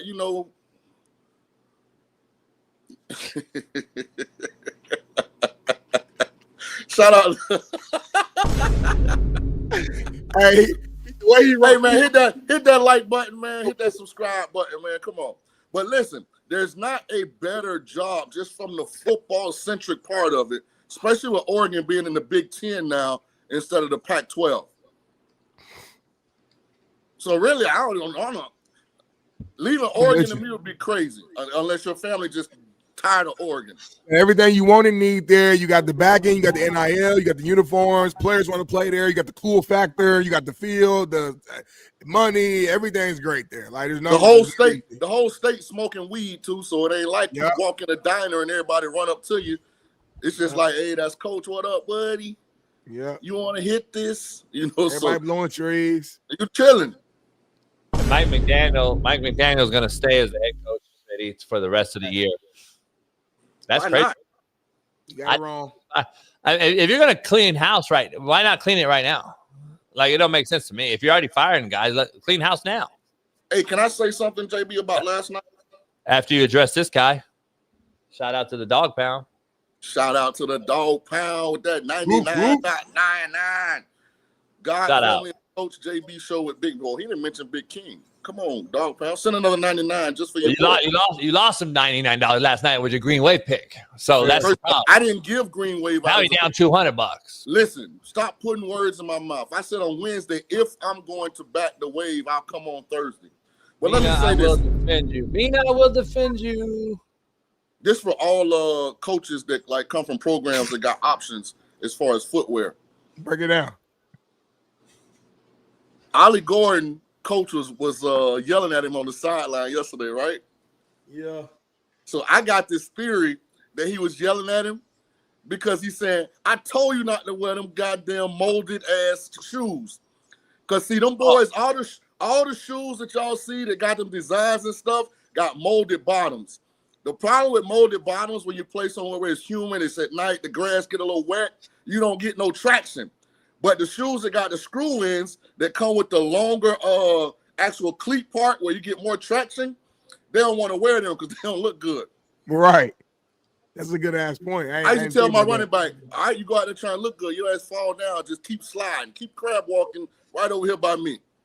That's the problem with the white players, like specifically, they got it real bad in today's game, like the Jackson Darks and the Scatterboos. They rather look good and play bad. And us as brothers, we rather look bad and play good. That was two bad. That was two bad examples though, because they balling. And why do you have a wife beater bulletproof vest on with no shirt, dog? What kind of look are you going for today? I've been on here for an hour and a half with you, and you just now pointed that out. Like I said, a wife beater. He got a wife beater bulletproof vest. Hey, Shaun. So Shaun, he could get hit all up in here and get fucked. But he got a bulletproof vest on everywhere else, homie. Hey, dog. I dare you to we walk. got damn near 20,000 people in here, by the way. Hey, man, but we only got 2,000 likes, man. Hit that like button, y'all. No, we don't got 2,000 likes. We don't even have that, I bet. No, we could get JB drinking on money. By the way, I got 2 plays that I do have to give out. My 2 official plays. We got to get all that. We got 20 minutes. Let's get all the plays in real quick right now. Can I get my 2 out before you put that whole list up there? Because see, y'all. I'm not putting no list. I'm not doing no list. We're just gonna go through the game. So go ahead. With or without Arch Manning, I like Texas versus Vandy in college football. I do too. And this other one, you just got to hold your nose. Take the Las Vegas Raiders off the bye plus the points against Jacksonville. Those are my 2 picks. Texas, college football, Raiders, NFL. The Jaguars put Travis Hunter on IR, and Arizona State lost Levitt for the rest of the year today. I don't know if you heard that. Yeah, I saw it. So those things are going on. I had an Arizona State to win the Big 12 ticket too. That which went up. Do you know anybody that Smitty? If you could take that off your face and answer this question real quick, just lift it up real quick. Can you tell everybody? Was there a guy that you know specifically that mentioned that Travis Hunter is not sustainable in the NFL? By any chance, is there anybody that told you that? Like a guy that I know personally? Yeah, personally or virtually. Anyway, did you ever hear that guy say, hey, he's a bust and he can't do this and he's not sustainable and he's going to get hurt doing this? And anyone remember that? Hey, Woodsy, anyone say that to you? I'm trying to think. Oh, damn. I don't remember. Oh, well, I said it. There's receipts. So anyway, but what do I know? I don't know anything. I'm just a hater. You've been waiting for him to get hurt. That's fucked up. I haven't waited for him to get hurt at all. I said, hopefully he does, but hopefully they move him to one side of the ball, just like Steve Smith said. But he don't know shit. Just like all these other guys have said, what are we doing with this kid? And we put him on a pedestal, us, the grown-ups, and set this kid up for failure, like I said that we did 7 months ago. And look what's happened now. And now, by the way, Shaun can maybe allude to it a little deeper level. This is going to put this kid back to where we don't know anymore, because now he hasn't set a precedent in the NFL on what position he really plays. And now we're going to sit here and next year do this all over again. What are we doing? Well, here's what I would tell Travis. This next contract is the one you're trying to get to. Impact is what gets you paid, right? Yeah, we can continue to go both ways, but you're not really having a major impact doing it like that. I would just play wide receiver because the wide receivers are getting the bag at a much larger level than DBs. DBs are getting paid, but the top DBs aren't making what the top wide receivers are. And he's shown, at least when Goldilocks decides to give him targets, that he can be very impactful at wide receiver. I think his last game here, what do you have, like 7 for 100 and something? And a tutty, but he had like double-digit targets. Yeah. That would be my conversation with him. Listen, we already did what we did. We got us a Heisman. Listen, we got us a top 3 draft pick. Listen, man, let's just go to coach and say, I just want to play receiver and start working our way up this wide receiver ladder. So 2 years from now. Why aren't the team saying this though? Like, I get what you're saying, but why isn't the grown men in the room that drafted him and has this needs the ROI on the investment? Why aren't they fucking saying? Because they're probably not uniform internally. Come on, man.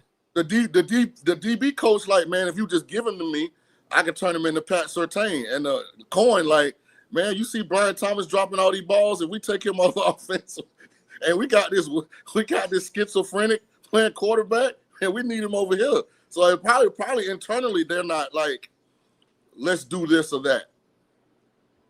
Yeah, I don't know, but let's dive into the games. You gave your picks. Smitty Shaun gave everyone his picks. I actually agree. I'm going to take Texas. I think Sark's going to upset Vandy, and I don't know if Arch is playing or not. I just think it doesn't Texas, matter to me. I think Texas wins either way. I'm with you on the same exact thought. And then your other pick was who? The Raiders in NFL. Oh, the Raiders in Jacksonville. NFL. Yep. Take the Raiders plus the points. I think it's plus 3.5, something like that. All right, let's dive into college football tomorrow. Ohio State and Penn State. Penn State's 3-4 and 0-4 in the Big Ten for the first time in a long time. James Franklin's exit. Talking about Virginia Tech, maybe the destination for James Franklin. I think that's a great fit for James. I hope he gets that gig. Ohio State, Penn State. Woodshed here or what? If you're Franklin, why wouldn't you? I mean, if you're Beamer, why wouldn't you automatically go to Tech and reset? I've been saying it, but I think now he missed the window. He missed the window now because South Carolina's fucked. He may get fired and lose all jobs. I wouldn't stay in South Carolina under those conditions. Like, obviously, you can't get Lenore Sellers to his peak He's probably going to leave, even though he's not ready to leave, because he's going to get drafted top 10 because of the process between end of college and actual draft night. I would get out of there. To this game, what's Ohio State? Minus 19.5. I don't have a strong opinion. If you force me, I would take Ohio State. Penn State's done. On our line, we got 18.5. It's 19.5 somewhere else. Vandy, Texas. We've already given our Vandy, Texas take. We're both on Texas. Smitty, you on Texas? I'm on Texas. All right, Miami, SMU. Steve Kim's on his way to Dallas right now. SMU's 5-3, 3-1. I think this is a game that's very interesting in Dallas for Miami because they haven't impressed me the last 2 weeks, losing one of those two and then tied at halftime versus a Stanford team, and they figured it out late. But is that momentum going to drive this to a win, or is this going to be a dogfight? I've got a national championship ticket on Miami, so I'm rooting for Miami to physically dominate SMU at the line of scrimmage. But Miami's not the most trustworthy team when it comes to some of these spreads, and they're on the road. But my energy says Miami. Houston, they keep rolling versus West Virginia. Best coach in college football, Willie Fritz, baby. Louisville, Virginia Tech. Minus 10.5, Louisville. Probably the most underrated coach in college football is Braun. I like Braun. Cardinal bowling. Yeah, I think Virginia Tech's reeling. I think that's a Louisville win. Indiana, Maryland. Any issue, any road, any hiccup here? Maryland, Loxley, they play well against favorite opponents. This is the game where I'm taking the Terrapins plus the points. 21.5. I got them plus 22. This is a bet I did make. Maryland does enough on offense to put some points up, I think, against Indiana. I don't think they can stop them. And we got them at 21.5 shot for the show. We got them at 21.5, so there's a hook in there. Maryland late game execution leaves a lot to be desired on offense and defense. So Indiana going to win, but I do think Maryland can cover. Georgia, Florida, minus 7.5. The line is very scary with an interim head coach. Where are you at? Yeah, I can't get involved in deciding what Florida is, man, because the damn quarterback, dog. Like, if Lagway plays average football, Florida has a chance to win this game outright. But Lagway is capable of single-handedly imploding the entire Florida Gator program. So I can't get involved. That's what Florida does with quarterbacks lately. Hey, here's what I want people to look at when you look at this game. Florida's athletes across the board are just as good as Georgia's. The only position Florida's got unknown is this damn Lagway. Hold on. Do you think Florida pulls with better talent? They pull a UCLA with an interim that they ride with this? I can't say that because Lagway is so. Well, Nico, he went worse than Nico. No, Nico's upside is way higher than Lagway. Yeah. Like all Nico needed was somebody to tell him that he wasn't shit. Yeah. He needed to get better. Like he got the ability. Like he's an athletic kid. He's tall. He got a big arm. He don't ever calibrate where the ball's going up until lately. But he got the physical and raw tools. He just needed to come off his high horse and realize he needed to get better. Yeah. If he'd have matured to what he is now at Tennessee and just bit the bullet, Tennessee might have a chance to win a natty. Texas Tech, K-State. Texas Tech minus 7.5. They cannot have a hiccup if they want to be a playoff team after that loss to Arizona State. K-State dangerous. Play well, yeah. That's why Kleiman got them playing well. Interesting game right here. Texas Tech. It's in Manhattan, too. It's in Kansas. If you have not seen Texas Tech play, the surprising evaluation after watching them, they are really good on defense, JB. Oh, yeah. They got a linebacker that's all world. Like Texas Tech is actually really freaking good on defense. I know. They got players. Physical, man. They're aggressive. I mean, their base, man, their quarters match is fucking impeccable. I haven't seen somebody play it like that and out of the entire like college football space. I mean, you know, they're not allowing any deep balls in that coverage. So I mean, I love it. Third to the flat wins that game. Virginia, Cal. You see any hiccups? Cal 5-3. It's in Berkeley. Virginia got to come across the country. Virginia is -5.5. I did 20,000 a year. Hey, shout out to Tony Elliott, by the way. I know. Yeah. Tony Elliott, low key, got Virginia 7-1. Man, shout out to Damn that near. guy. Curious if his name mentioned in some of these jobs. South Carolina, Ole Miss, Lane Kiffin, all of the shit going on with him possibly leaving. Does that bother Ole Miss this week as they travel to or they host South Carolina? Nah. I think the Rebels would shed South Carolina. I think everything South Carolina had was put into Bama last week, and they came up a little short. I'm going Ole Miss at home to win. You touch. The other game, an interesting game to me, is Oklahoma, Tennessee, Shaun.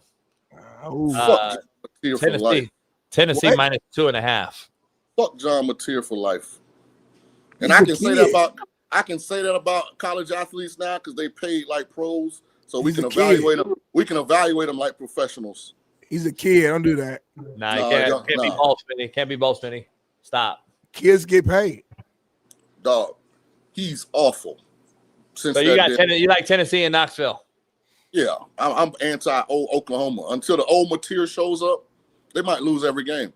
This man had 2 bad weeks, and now he's fucking. You fans are so fugazi. First of all, I'm not a fan. I'm a former big-time college football quarterback, so I know what big-time college fucking football 94, quarterbacks. motherfucker, 95. Listen. I know what big-time quarterbacks do in big-time games. You had a fucking pager, homie. What are you talking about? White pages, yellow pages. So much has changed. The internet had just started. Hey man, go take you a mint. Take you something to moisturize your throat so that your words are enunciated, and go put some clothes on, man. I don't want. Why you keep changing hats? This is like the 3rd hat. Like, are you picking a school or something? Like, pan your camera down, dog. You got like 4 hats sitting there. I'm a bad boy, homie. I ain't never over here, homie. Hey man, I can't pan it down too. I'm a bad boy, homie. You on that fentanyl or something? I got 4 hats down there. He got JB Show, Whitlock Show. He got fucking 3 knockdown rule. Matt McChesney. The 3 knockdown rule is crazy. Going on, dog. He got all the shows that motherfucker go on. Oh yeah, he did that. Boy, I'm verified, homie. I'm different. Hey, all right, one more game. Shaun, right now, Lincoln Riley at USC. They got Nebraska. Nebraska just signed Matt Rule to an extension. Where you at with this game? It's SC -4.5 in Lincoln. First of all, Nebraska, y'all dumb as a box of rocks because nobody wants Matt Rule. That's just his agent throwing his name out there so he can get more money from y'all. You fucking suckers. Got him. Got him. Hey, I would like this game if it was in California. This that time of year, man, when you're a Florida boy or you're a California boy and you get off that plane in Omaha or Lincoln, wherever the hell Nebraska is, boy. Woo, that cold got some bite to it. Yeah. And it's a fucking shithole. Oh, that cold got a different bite to it, though. I ain't even lie. So just because of the weather, I'm probably going Nebraska. Damn, SC gonna be on Lincoln gonna be on a hot seat if he loses this one. And then Cincinnati, Utah, man. Cincinnati 7-1, 17. The Satterfield, dog. Yeah, Utah 8-2. It's in Salt Lake though. In Salt Lake. I got Cincy winning that easy. Easy? Yeah. 10 or more. Oh, hell no. Shaun, where you at? Utah -10.5. So Smitty's saying it's going to be a 20-point switch. Smitty don't even know the line. He's just saying shit. And now he's a 20-point game. Now 20-point game, Smitty. Watch what happens. Utah's much better this year at home than on the road. But again, they got that offense at Utah, man. I know they put up a 50-burger against UC, but that offense, man, is trash. So I don't know. I ain't going against Cincinnati right now. I tried to fade them the last 2 weeks, and they made me tear up some tickets. So I'm not going against Satterfield, but that line tells me that Vegas thinks that Utah is the better team at home. I mean, Utah's the better team at home.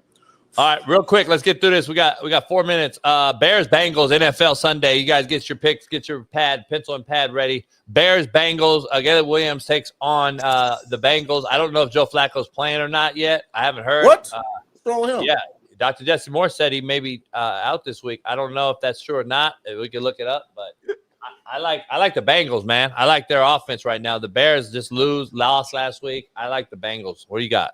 If Flacco plays, I'm on all Chase Brown player props over. Chase Brown, not Chase. Chase Brown, not Jamar Chase, the running back. Chase. Yeah, he's nice. Yeah. If Flacco plays, if Flacco don't play, I'm not touching the game. And I've got a rule. I cannot bet light skinned, good hair, fingernails. Like he's too schizophrenic for me. I think the Bears got some issues at receiver. I think Adunze's out. I think Burden is like game time. Like that. They got some issues at wide receiver health wise too. Shout out to man. We got 20,100 people in this motherfucker. Real quick, hit that like button, damn it. Shout out to Mina Kimes. Vikings Lions. We got a game. The Vikings are reeling right now. Wentz is out. If McCarthy's playing. If McCarthy's playing, I love the Vikings. Who else is playing? Wentz is out. I know. If McCarthy's playing, I like the Vikings. If Wentz he's is not out. playing, They didn't keep Sam Darnold. I don't even know who they're going to play at quarterback. Maybe Justin Jefferson can play quarterback. I don't know. The Lions win that easy. All right, I got Lions. No, hold on. Before y'all give that out now, just remember this is a division game. I know. Yeah. Remember the Niners had a JV lineup a couple weeks ago against the Rams, so we're full go. The division games are tricky, man. I'm just telling you. Yeah, I got the Lions. Whoa. All that being said, we're taking the Lions of Woodshed, the motherfucker. Right. All that it sounds good. I'm taking Lions of Woodshed the fuck out. We not nervous at all, homie. I didn't do nothing. And because of Monique said so. Shit. Yep. Fucking Lions. Is that Monique real picture or is that like AI? Man, and you know what she's doing in that picture too, Shaun. I think she's real.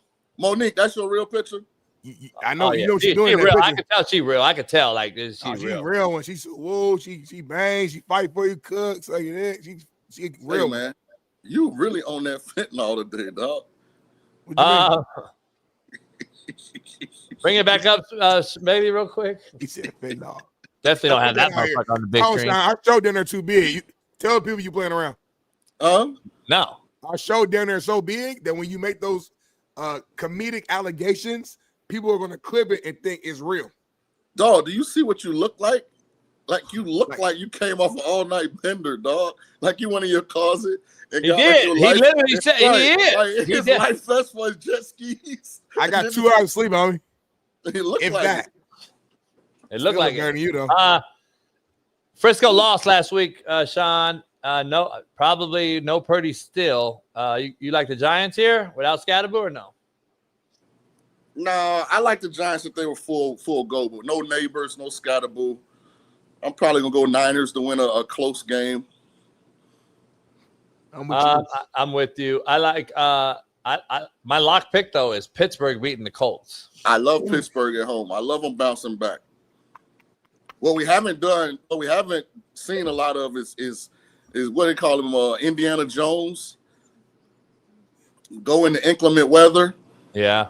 Yeah. The last time he was in a bad weather spot, the Giants, boy, he looked like Jones from Indiana. Yeah. The Giants are a shithole. He's in Indy, homie. His whole mentality has changed. I like Pittsburgh. I will bet y'all anything. And you change hats again too. Hey, I'm taking Pittsburgh. I think Pittsburgh's +3. All right. The only other game, Shaun, that's really worth talking about is Kansas City Buffalo. Where are you at with this one? Kansas City playing well. Buffalo's iffy. Where are you at in this game? Wi-Fi, horrible. I mean, I'm probably thinking Buffalo just because everybody gonna be on Kansas City because they've been playing well. Buffalo hasn't. Game in Buffalo, I'm sure they'll probably come out of this game as the new favorite, like to win the Super Bowl. So I'm probably going Buffalo here. I got the Chiefs. I mean, they're rolling right now. Hey, by the way, you know what I am interested in seeing Sunday, JB? You crazy, dog. I'm interested in seeing Tyler Shook's first start. Oh, against the Rams? Yeah, for the Saints. Whoop-de-doo. Probably not a great team to play as your first start. Right. I don't want to see that shit. I'm gonna be out there throwing the ball like this. Like they'll be woodshedded. Saints are damn near arguably, you could argue they're one of the worst teams. Like no, not long as the Titans are still trotting 22 guys out. Titans there. are bad. You're right. They are terrible. Well, the Raiders are bad, and so is the Cardinals. And shit. I can't believe somebody said that the Titans were going to beat the Colts this year. It's crazy. I don't know who said it, though. The Jets are going to win because they got a bye, so they'll get a second win. Shout out to Aaron Glenn, dog. Getting your first win last week. Yeah, I know. I know like this.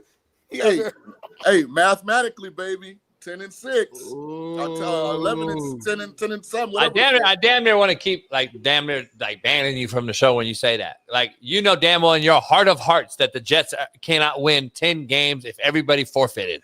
Let me explain something. If you were the head coach of the Jets, you would have that same energy right now. We can get this thing going. We can win all these games. You look at this schedule, ain't nobody that much better than us, player for player. Like, you would be saying the same thing. Yeah. Or you ain't a good coach. Yeah, that's real. What the hell? You gotta do that. That's real. Hey, by the way. I'm going to work out too, man. I got to lose a few pounds. I keep looking at this little thing on my neck, thinking it's the camera. But goddamn, dog, I'm getting a little chunky. Thank God. I mean, as your homie, I was trying to tell you that like in a nice way. I didn't ask. Hey, Smitty, can you talk about Bobo? Bobo is in the chat. He said, Coach JB will have nobody show up to his funeral. I hope not. Motherfucker, cremate me. I don't want nobody even know I died. The thumbnail of the day I died, Bailey, is make sure it's my ass up, face down, so everybody can kiss that motherfucker. Once you die, Bailey's contract is void. He's not working for you after that point. Nah, I'll leave him some shit. Yeah, but he's not gonna keep working for you after you dead. This is Bobo. You know the Bobo motherfucker for NBA? Manu Bo's son. Is that? You so racist, bro. Bobo. You a racist white. Shaun, what you doing on our show, homie? Shout out, Ruben. We got 20,000 on here, and you over here playing with your neck. I'll be at Ruben's funeral. Ruben will be at my funeral. I'll be at his funeral. We'll be the only ones at each other's funeral. Hey, I'm going to get some steps in. By the way, to all my protect your neck, homie. Hey, to all my Rex and Effects ass. Hey, to all my horse players out there, good luck this weekend in the Breeders' Cup. I'll be locked in today. Yes, sir. Breeders' Cup weekend, Friday, Saturday. I think it's. Hey, real quick. You got Toronto beating my Dodgers tonight, wrapping it up? I'm going back, Max Muncy. Ladder bear. I'm going back. I'm not getting off my guns. Here's the thing. I'm gonna bet. I'm gonna lay $1,000 tonight. On who? Because on the Dodgers to win it still. It's a great odd. It's great odds, and it's more than the money that it's Gosman versus Yamamoto. Is that who's pitching? Gosman and Yamamoto. Yeah. And here's the reason why. There's no way that this lineup with this amount of money being paid can stay cold this long, Shaun. You know baseball. Eventually, they're gonna have to get hot, and I'm just gonna go with the bet. They may not. Maybe this is just they're cold at the wrong time. It happens in baseball, and they're fucked. But if anything, this team has to be the team that can break out of it, right? Has to be. This all I got for you. Oh, Canada. That's all you going Drake wins. First time since 93, baby. Drake going to be turning it up, boy. Fuck. Oh, you know he's going to be there. You know Drake going to. He already got the custom chain, man. And you know LA and Canada, they beefing right now because of Kendrick and him. So now this is Drake's way of like getting a win, this year. Hey, Bailey, put this in real quick. And real quick, while you're putting that in before we exit out here, because it is 9:06, and I don't get you got another hat on too, dog. Shaun King said he's betting on horse racing. I want to make sure that, Shaun, that you know this. We do have a sponsorship with Underdog. So if you're struggling, man, you can call 1-800-GAMBLER or visit www.ncpgambling.org. Or if you're in New York, I know you travel, Shaun. You can dial the 24/7 Hope line, which is 1-877-8-HOPE-NY, or just text HOPE-NY, which is 467-369. I just want to make sure you have the information before we move forward. Bailey, put that in. I just texted you. And let Smitty read it real quick before we get out of here. You change hats again too, dog. What is going on, dog? What are you talking about? Dude, man, hey, Alan, you in the chat? Alan, you in the chat? Do you know what happened? Huh. You know, I've never been put on leave, and I've never forfeited a game in my motherfucking entire life ever, and all the shit that people talked about me. But anyway, Smitty, I need you to read this for everybody as I roll away from this motherfucker to end the show. Shout out to Mina, man. Charles Caney tweeted out, I can confirm through multiple sources, Garden City CC put Kiyoshi Harris on administrative leave pending investigation. Harris was 6-2 at Garden this year and in a hunt for a national title. Is that JUCO? Yeah, JUCO shit. Why are we talking about a Kansas JUCO? Is that your homeboy? I never played in JUCO. That must be like some internal JB.